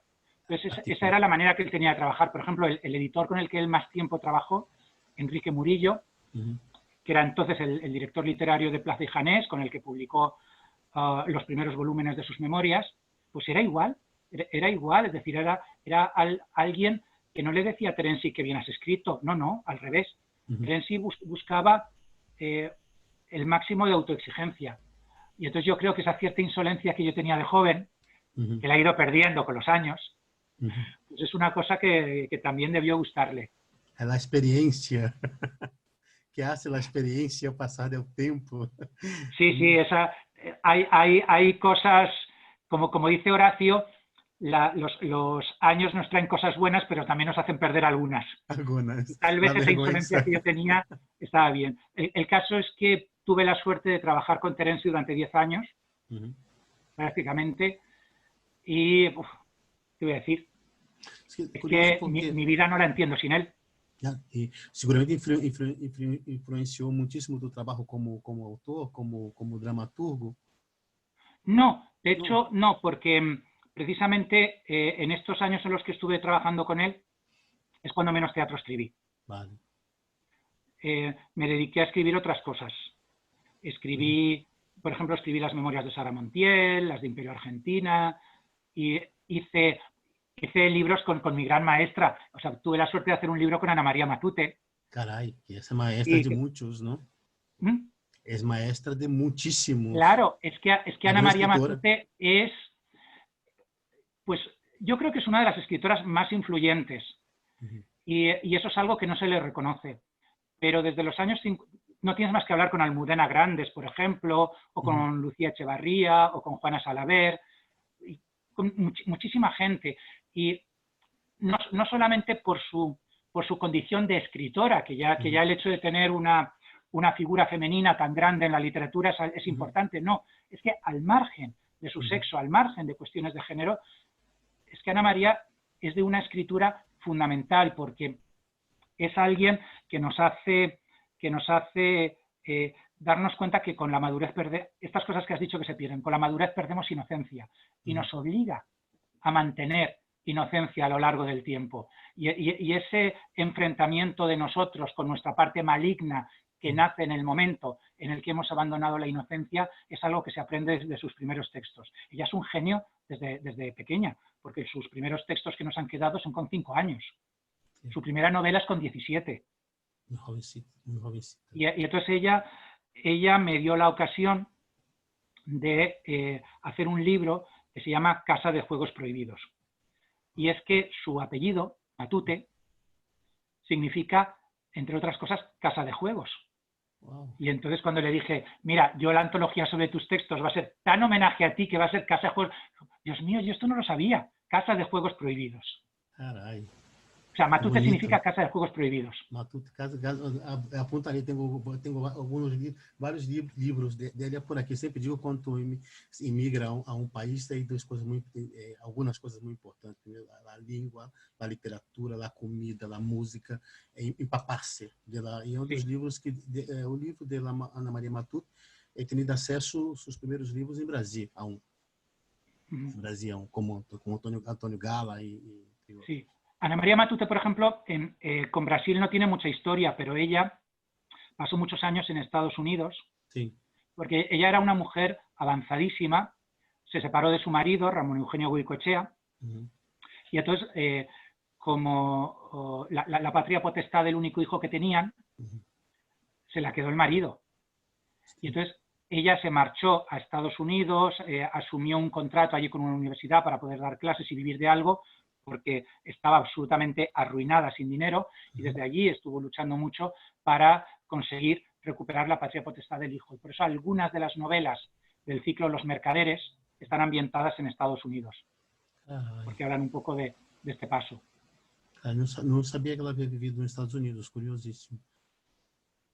Tudo isso porque estamos hablando de Terence, a influencia de Terence Mosh. Pues te decía por eso, porque en ese tiempo yo no escribía mucho menos teatro, porque tenía, como te digo, el trabajo con Terence, los otros libros que hacía, como este de Ana María, bueno, y más libros que hacía, y aparte tenía mi trabajo como periodista. Entonces, claro, en los años 90, yo empecé a trabajar con 18 años en Radio Nacional. De ahí pasé a Telemadrid, luego a ABC, luego al Mundo. Entonces han sido 20 años de periodista, que además estaba estudiando otras carreras. Estaba en la Escuela de Arte Dramático, por ejemplo, de alumno, estaba haciendo filosofía. No podía, además, escribir teatro. Caray. O sea, es que no me quedaba más tiempo en el mundo. Para aprender otras cosas. Talvez me equivoque, pero não veio a obra de Terence Mosh tão com uma exposição, pelo menos a nível de Catalunha, para que as novas gerações conozcan Es verdad. sus textos, ¿no? Es verdad. El año pasado... Ele tem uma importância... Es que aquí tengo toda su obra. Entonces, justamente aquí al lado. Está jugando con ventaja, tú. Tengo incluso las cosas que no ha reeditado nunca. Entonces, por ejemplo, ¿cuál es? Esto es una edición del día que murió Marilyn que sacó Espasacalpe en Austral. Ah, es una edición, vale. Sí, con un prólogo de Luis Antonio de Villena. Y esto es del año 2018. Caray. Y es lo último prácticamente que ha salido de él. Es verdad que está muy, muy olvidado. También es verdad que cuando los escritores mueren y han sido muy famosos, suelen atravesar un periodo un poco de olvido, el que será necesario ir rescatándolo. Pero ya... Él tuvo además, él tiene un problema, un hándicap, y es que fue extraordinariamente famoso. Y la fama no se perdona. Entonces, en buena medida, desde que él ganó el premio Planeta y se convirtió en una estrella, es decir, ten en cuenta que solamente de un libro ya vendió más de 1 millón de ejemplares, de No digas que fue un sueño. Eso en España es una burrada. Entonces, él se convirtió en alguien tan famoso y tan mediático que se olvidó por parte de mucha gente, de muchos críticos, lo grandísimo que él había sido ya desde sus orígenes. Entonces, digamos que le hicieron muchísimo pagar el éxito. Y él mismo lo notaba, que mucha gente no le perdonaba tener tanto éxito. Entonces, tuvo tanto éxito que al morir, pues se ha quedado, digamos, como que está pasando el purgatorio un poco del olvido, pero es necesario recuperarlo porque novelas como El día que murió Marilyn, como Mundo Macho, como La sobre una roca desierta, son novelas absolutamente claves para entender la literatura catalana de los años 60 y 70. No se puede entender sin la figura de Terence. E Terence Mosh também, a nível, não somente a nível de Catalunha, mas a nível de Espanha, introduz a literatura LGBTI o literatura queer.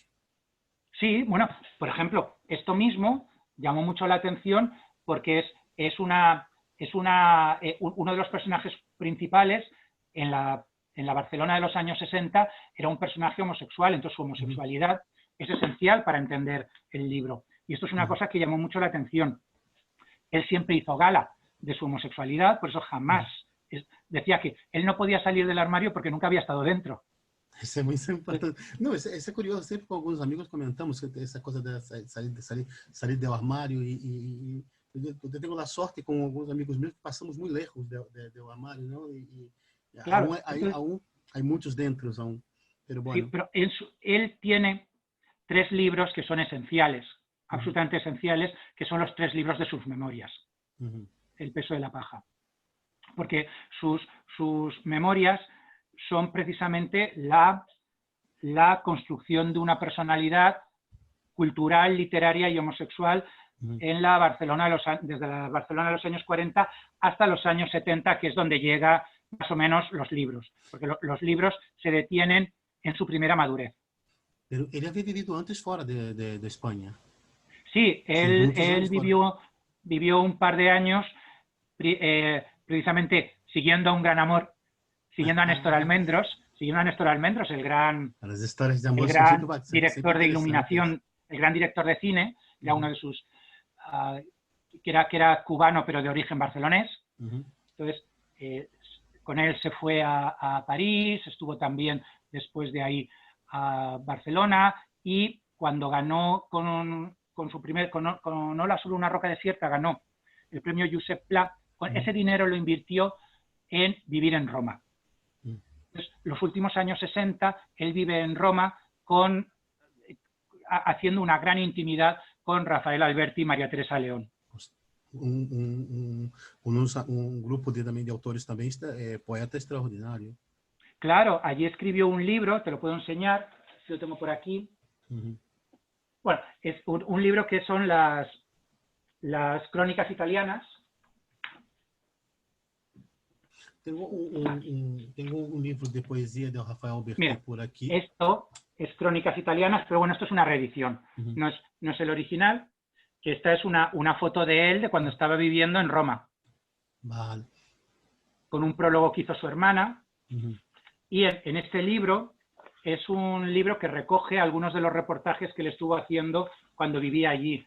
Y era, por ejemplo, bueno, hay algunos sobre la cultura propiamente barroca, Caravaggio, etcétera, y luego ya tiene los artículos sobre la gente con la que él se relacionaba. El Zamorante, con quien hizo una grandísima amistad, Pasolini, Fellini, el artículo María Teresa León, Rafael Alberti, Paolo Poli, que luego cuando yo estuve viviendo también un año en Roma y conocí a Paolo Poli, que ya tenía 80 y tantos años, aquí, Leonard Whiting.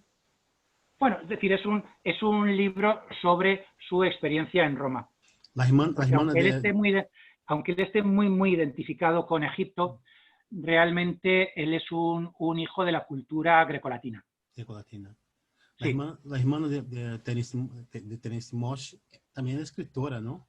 Una escritora maravillosa. Ella formó parte del grupo de los novísimos, que fue como una especie de pequeño grupo revolucionario de la poesía en los primeros años 70, en una antología que hizo José María Casteller.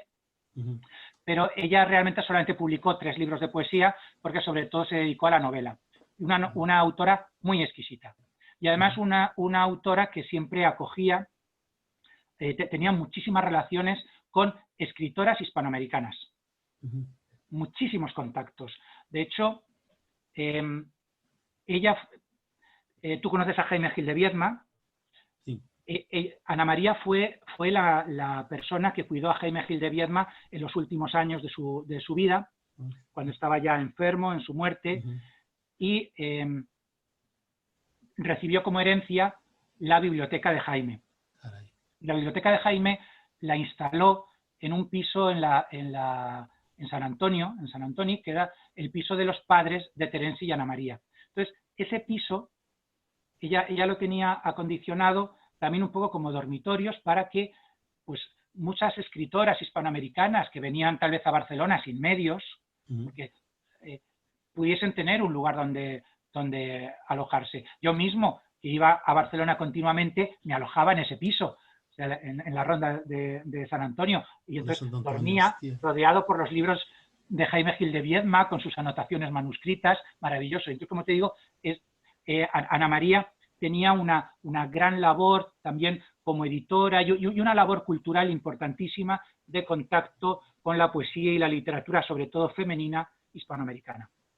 Una personalidad interesantísima. Tenemos que hacer una charla sobre la Ana María Matute, una charla sobre la Ana María Mosh y sobre Terence Mosh. Pero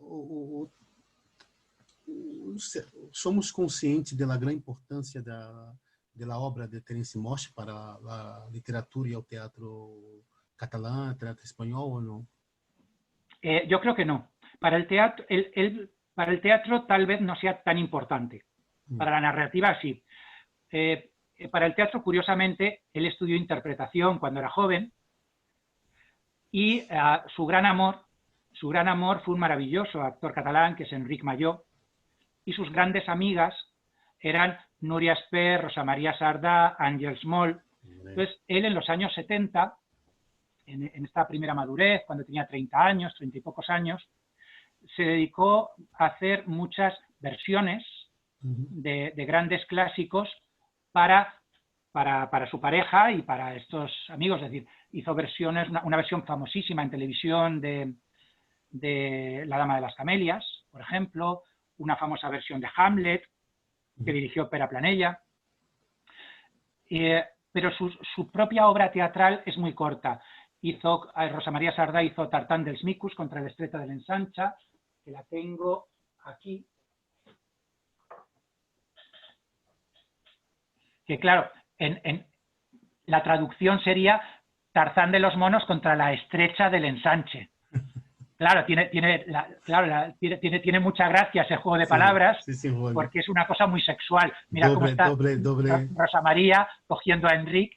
Entonces, doble interpretación. Sí, entonces Terenci hacía muchas de estas cosas, pero sobre todo estaban puestas al servicio de sus amigos, de sus parejas. Luego hizo también alguna versión interesante, Madame de Sade, de Mishima, pero su dramaturgia original es escasa. Pero la novela sí, desde luego. Claro, porque él viene de una generación de Benet Jornet, que... Benet y Jornet es uno de sus mejores amigos. Claro, que y de hecho una figura importantísima. te lo voy a enseñar,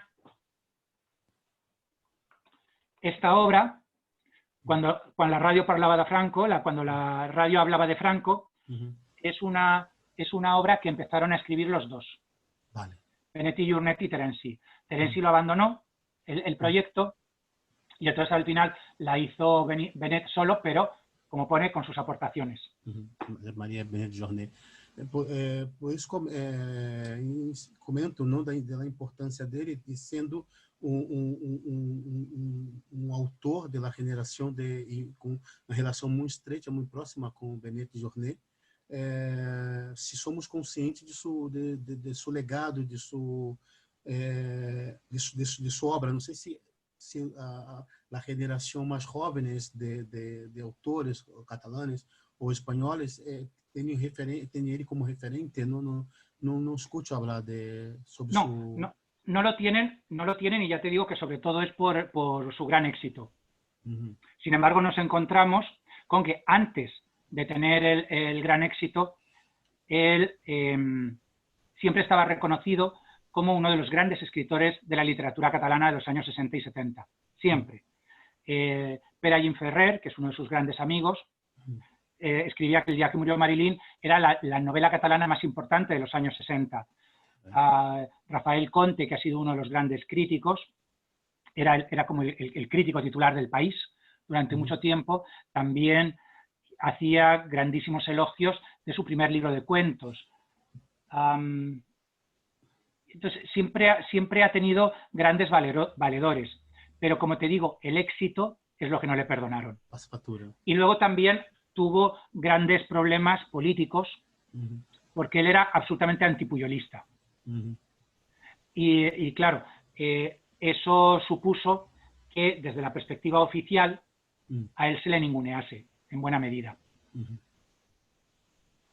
De hecho, él escribió una novela que es El sexo de los ángeles, El sexo de los ángeles, que es sobre la vida cultural y política de la Cataluña de los años 70 y 80, en la que hace una sátira terrible de los inicios de la derecha nacionalista que después asumió el poder. Y claro, estos son tipos de literatura y manifestaciones por su parte que no eran nada bien acogidas por la oficialidad en Barcelona. Y en el resto de España, como se le veía directamente popular, pues también era una razón como para no atenderlo. Uma figura, creio que é uma figura que vamos começar uma proposta nova que se chama, uma mescla, vamos falar de teatro, vamos falar de filosofia, vamos falar de literatura e rock and roll, não? É uma mescla, não?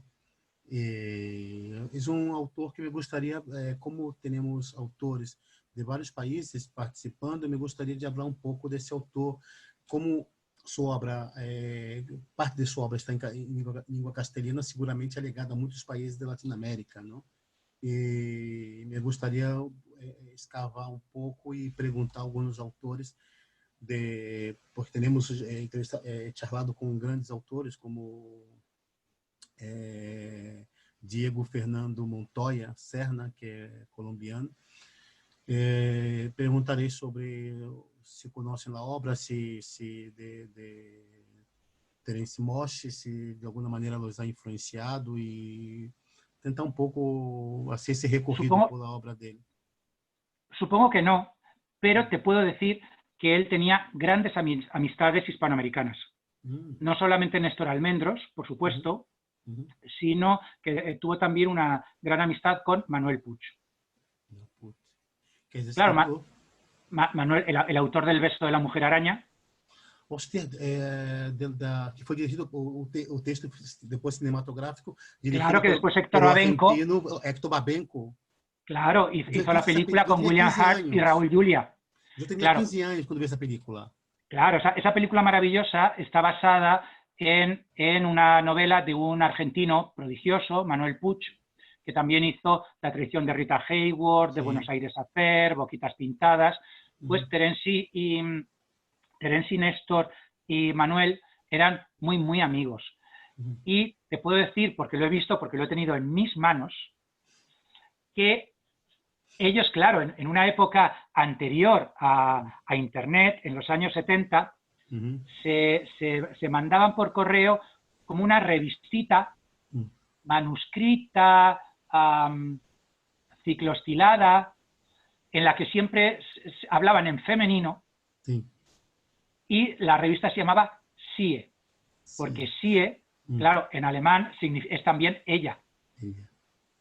Ella y ellos. Entonces, claro, por eso se trataban entre sí siempre en femenino, y se lo hacían entre ellos. O sea, son textos de ámbito muy, muy privado, que no sé dónde estarán y que sería maravilloso recuperarlos. Porque tiene que ver mucho con una lectura camp de la literatura y del mundo propia de los años 70. Cualquiera que haya leído a Susan Sontag sabe a qué me estoy refiriendo. Seguramente debe ter, se Terence Mosh tem sobrinos, familiares, seguramente deve ter esse material. No lo sé. Familiar do Puig pode ter esse material também. No lo sé, porque su hermana murió también, entonces yo no he seguido su material, pero ese material yo lo he tenido en la mano. O sea, que ese material existe. Que interessante. Aqui se podia estar horas hablando de Terence Mosh, sua literatura. Es increíble, ¿no? Era un personaje increíble y creo que de una importancia. Essa é a pergunta, não? Um personagem de uma importância tão gigante, não está em o dia a dia de nossas estanterias de livros, de nossas bibliotecas ou da seção de literatura de los principales diarios o en la tertulia, ¿no? Como entre los libros mais indicados, ¿no? E dentro desse conversatório ha saído coisas muito interessantes, assim como buscarei ler as obras de Terence Mosh. Saiu outro dia também com Javier Daut, da Argentina, que estava lendo as obras relendo as obras de Borges. Ah, muy bien. De Borges. Porque ele comentava que Borges, como o processo de tema da retina e da cegueira começou muito jovencito, ele praticamente criou toda a sua obra desde um isolamento, não um pouco metafórico, pero desde um isolamento porque por la pérdida de la visión. Sí, aunque sabes que algunos de los primeros textos de Borges los escribe aquí en España. Sus primeros textos. Claro, él en los años 20, creo recordar, cuando era joven, pasa algún tiempo en España, en Baleares, se relaciona mucho con el mundo de los ultraístas, con Rafael Cansinos Asens. Entonces es muy curioso que ahí podemos encontrar algunos trabajos sobre él. Antes decía que lo primero que yo estrené fue una cosita pequeña en el año 99. Pues era una cosa pequeña que fue un homenaje a Borges, porque con motivo de su centenario, la Casa de América hizo un espectáculo que lo dirigía Guillermo Heras, que se llamaba Cabaret Borges. Y entonces nos llamó a algunos autores españoles como Raúl Hernández, Luis Miguel González Cruz, Juan Mayorga, Rosa Regás, a mí, y a algunos argentinos, que estaba Alejandro Tantanian, que lo has tenido hace muy poco. No recuerdo si Javier Dault estuvo también. Entonces, todos nosotros hicimos obras un poco de Rodrigo García, que es español de origen argentino, o al revés, argentino pero que vive en España, no sé cómo decirlo. Y entonces escribimos, todo eran obritas sobre Borges o adaptaciones de Borges, así que Borges claro que es una personalidad fundamental también para España, no solamente para Argentina. No, sí, verdad. Y aquí en España ha tenido grandísimos seguidores, gente como, ¿qué te voy a decir? Bueno, Marco Ricardo Barnatán, por ejemplo, que es argentino-español también, tiene un libro maravilloso sobre, tiene varios, pero tiene una biografía con estudios sobre Borges que es esencial. Es una figura, y sí, para mí es una figura un poco intrigante, ¿no? Su literatura. Es que es muy intrigante, naturalmente, sus cuentos, y no solamente los cuentos, la poesía también. É curioso porque quando não sei se a influência do texto de Borges, pero também eu li um livro que era Ernesto Sábado, creio, que Heróis de Tumbas. Sí, sobre héroes y tumbas. Sí, pero Sábato y Borges no eran amigos. Sí, não. E foi a primeira vez que fui a Buenos Aires. Eu não sei por que eu sentia um peso sobre a cidade, algo muito denso. Eu pensava, será que é por la psicanálise, ou por Borges, ou por Ernesto Sábado?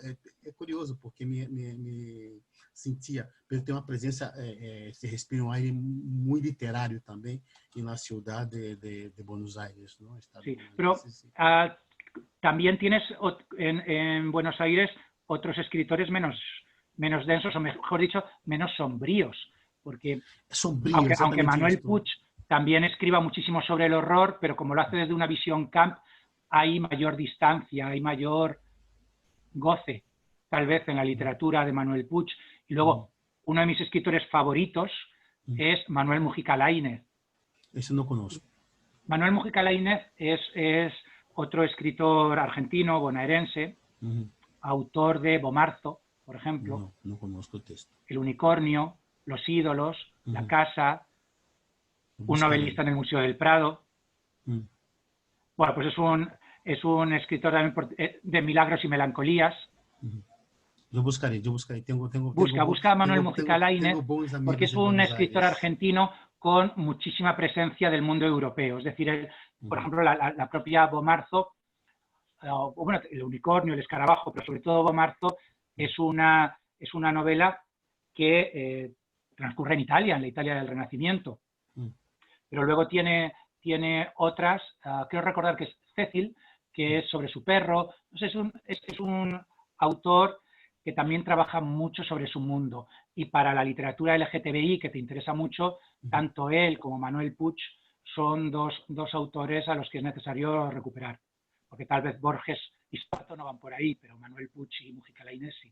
Sí, no, es interesante recuperar estes autores. Eu estava esses dias com Borges na cabeça por la charla com Javier Dault, também com a Cíntia Edu, que trabalha em conjunto com Alejandro Tantanian, são os dois cofundadores de Panorama Sul, esse grande encontro internacional de criadores em Buenos Aires. Alejandro Tantanian e a Cíntia Edu, que são dois cofundadores e trabalham juntos em um projeto. Então, sempre com ele, com a Cíntia, com Dault e com outros autores que conosco de aí, sempre vou descobrindo algunas novedades literarias. La literatura argentina es maravillosa. Sí, es una ciudad. Sí, yo leo mucho literatura argentina. No sé por qué ha salido a Argentina, pero sí, la verdad es que salió por Manuel Puig, que era amigo de Tennessee Mosh. La película, el libro, El beso de la mujer-araña, que después fue dirigido por... Es verdad, con un brasileño. Es que el mundo es muy pequeño. Argentino, Babenco es argentino. Ah, ¿sí? Héctor Babenco es argentino. Pues yo estaba confundido, creí que Babenco era brasileño. Não, Hector Babenco é argentino, se casou com uma brasileira, uma atriz brasileira, e foi viver em Brasil, entre Brasil, Argentina, Estados Pues Unidos. por eso lo he confundido. Discúlpame, no quería darle una nacionalidad que no fuese la suya, perdón. Não, tranquilo. Porque foi uma película que me impactou muito, porque eu vi essa película, era para maiores de 18 ou 17 anos na época, pero he conseguido, sempre fui alto, tinha 15 anos, e com os amigos conseguimos entrar em cine e ver a película, me impactou muitíssimo, tinha 15 anos, 85.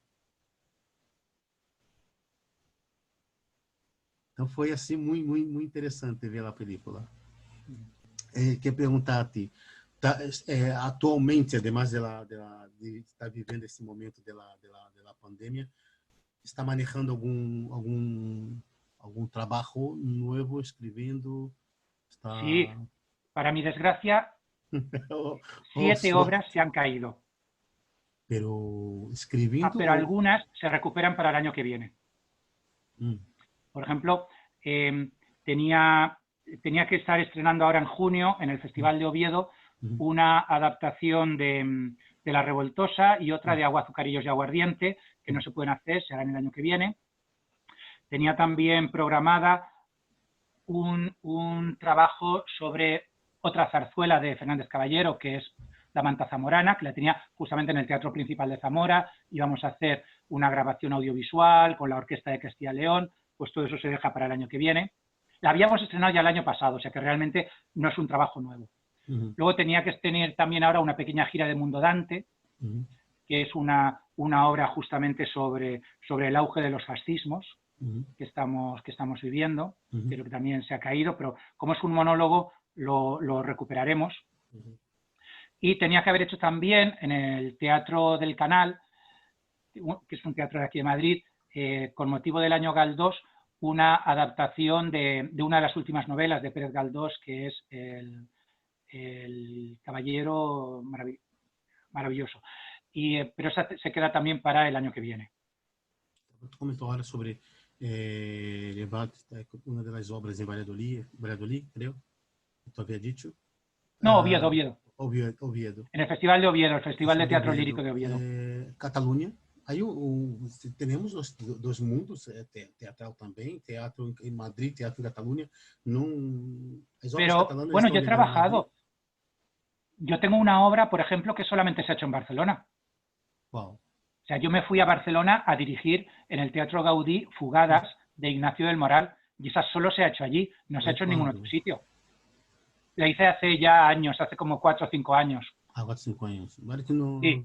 Y en el Teatro Romea, es un teatro precioso, allí se hizo mi adaptación de La vida es sueño. Vale. Pero es verdad que yo en Barcelona he trabajado poco, y eso que he hecho libros con autores catalanes, porque además de hacer libros con Terenci y con Ana María Mautute, he hecho también la edición del teatro completo de Adolfo Masillac, que también nació en Barcelona. Sí. A mí Barcelona me entusiasma, yo voy muchísimo, me encanta, y me gustaría trabajar mucho más allí, la verdad. Mucho más, porque es una ciudad maravillosa. Ojalá pueda venir más aquí a Barcelona. Ojalá, ya digo que para mí irme allí a dirigir Fugadas fue una maravilla. Con una actriz, es una obra de 2 actrices, entonces era una actriz madrileña y otra catalana. Y la montamos allí. Me gustó mucho ese trabajo. ¿Y literatura? Literatura, estoy haciendo un libro precisamente con un señor que vive en Cataluña, con Das Pastoras, es un ilustrador gallego, pero que vive en Cataluña. Y entonces estoy haciendo un libro sobre mitos, mitos griegos en la literatura renacentista, y yo estoy escribiendo los textos y él está haciendo las ilustraciones. ¿Leyendo muchas cosas también o no? ¿O está embocado en escribir? No, bueno, leo mucho, yo no puedo vivir sin leer. O sea, afortunadamente el confinamiento, dentro de lo malo que es, ha tenido la parte buena, que es tenerme encerrado en casa, porque si no, yo por las tardes cuando salgo de la escuela estoy siempre en los teatros. Y esta semana retomé, bueno, bueno, qué maravilla. 200 veces. Qué maravilla. Además, acabo de ver el montaje del National Theatre, del Young Vic.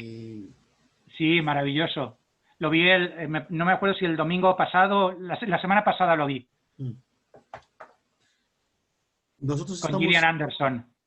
con la Viviana Fernández, Viviana, ¿cómo se llama? No, Gillian Anderson. Gillian. Sí, la actriz de aquella serie Expediente X es la que ha hecho Blanche DuBois en el Young Vic. Y entonces lo ha puesto en el National Theatre en streaming.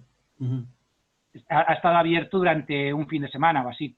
No sabía, no He podido verlo y es un montaje precioso. Qué bien, ¿no? Eso, bueno, los textos de Tennessee Williams con la dramaturgia contemporánea, vemos muy poco montajes, ¿no? De esos clásicos contemporáneos. Bueno, yo tengo uno de mis proyectos está con Tennessee Williams. Sí. Pero no te digo más. Ajá. Ya llegará las informaciones también. Bueno, yo comento, nosotros también. Sí, pero para el año que viene, si no pasa nada, es posible que tenga algo con Tennessee Williams. Perfecto, a ver, ya espero que pase por Cataluña, si no voy a Madrid, a ver.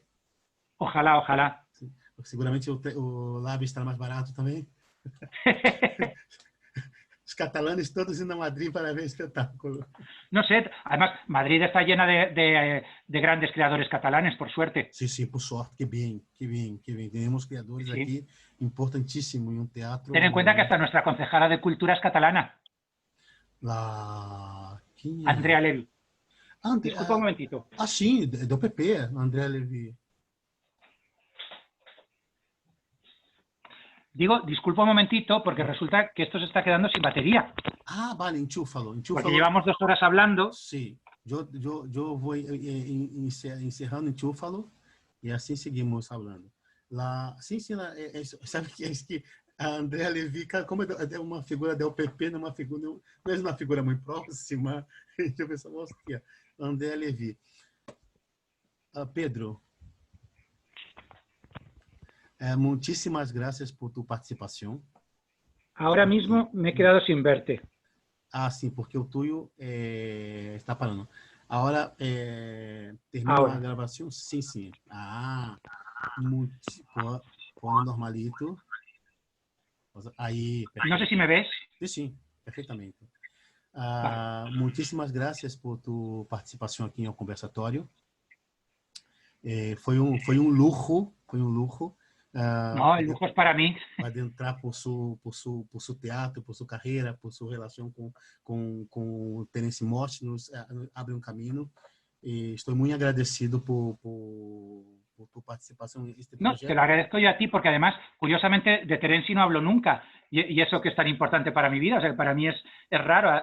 Sí que he participado en muchos homenajes a él, pero hace ya años que no. Porque normalmente era su hermana, Ana María, la que me invitaba para participar en los homenajes. Y claro, ya como Ana María murió, ya no hay ni homenajes ni nada. Y para mí siempre hablar de Terenzi es un placer. Ya lo haremos. Yo dejo de grabar un minuto y seguimos con la conversación, ¿vale? Vale.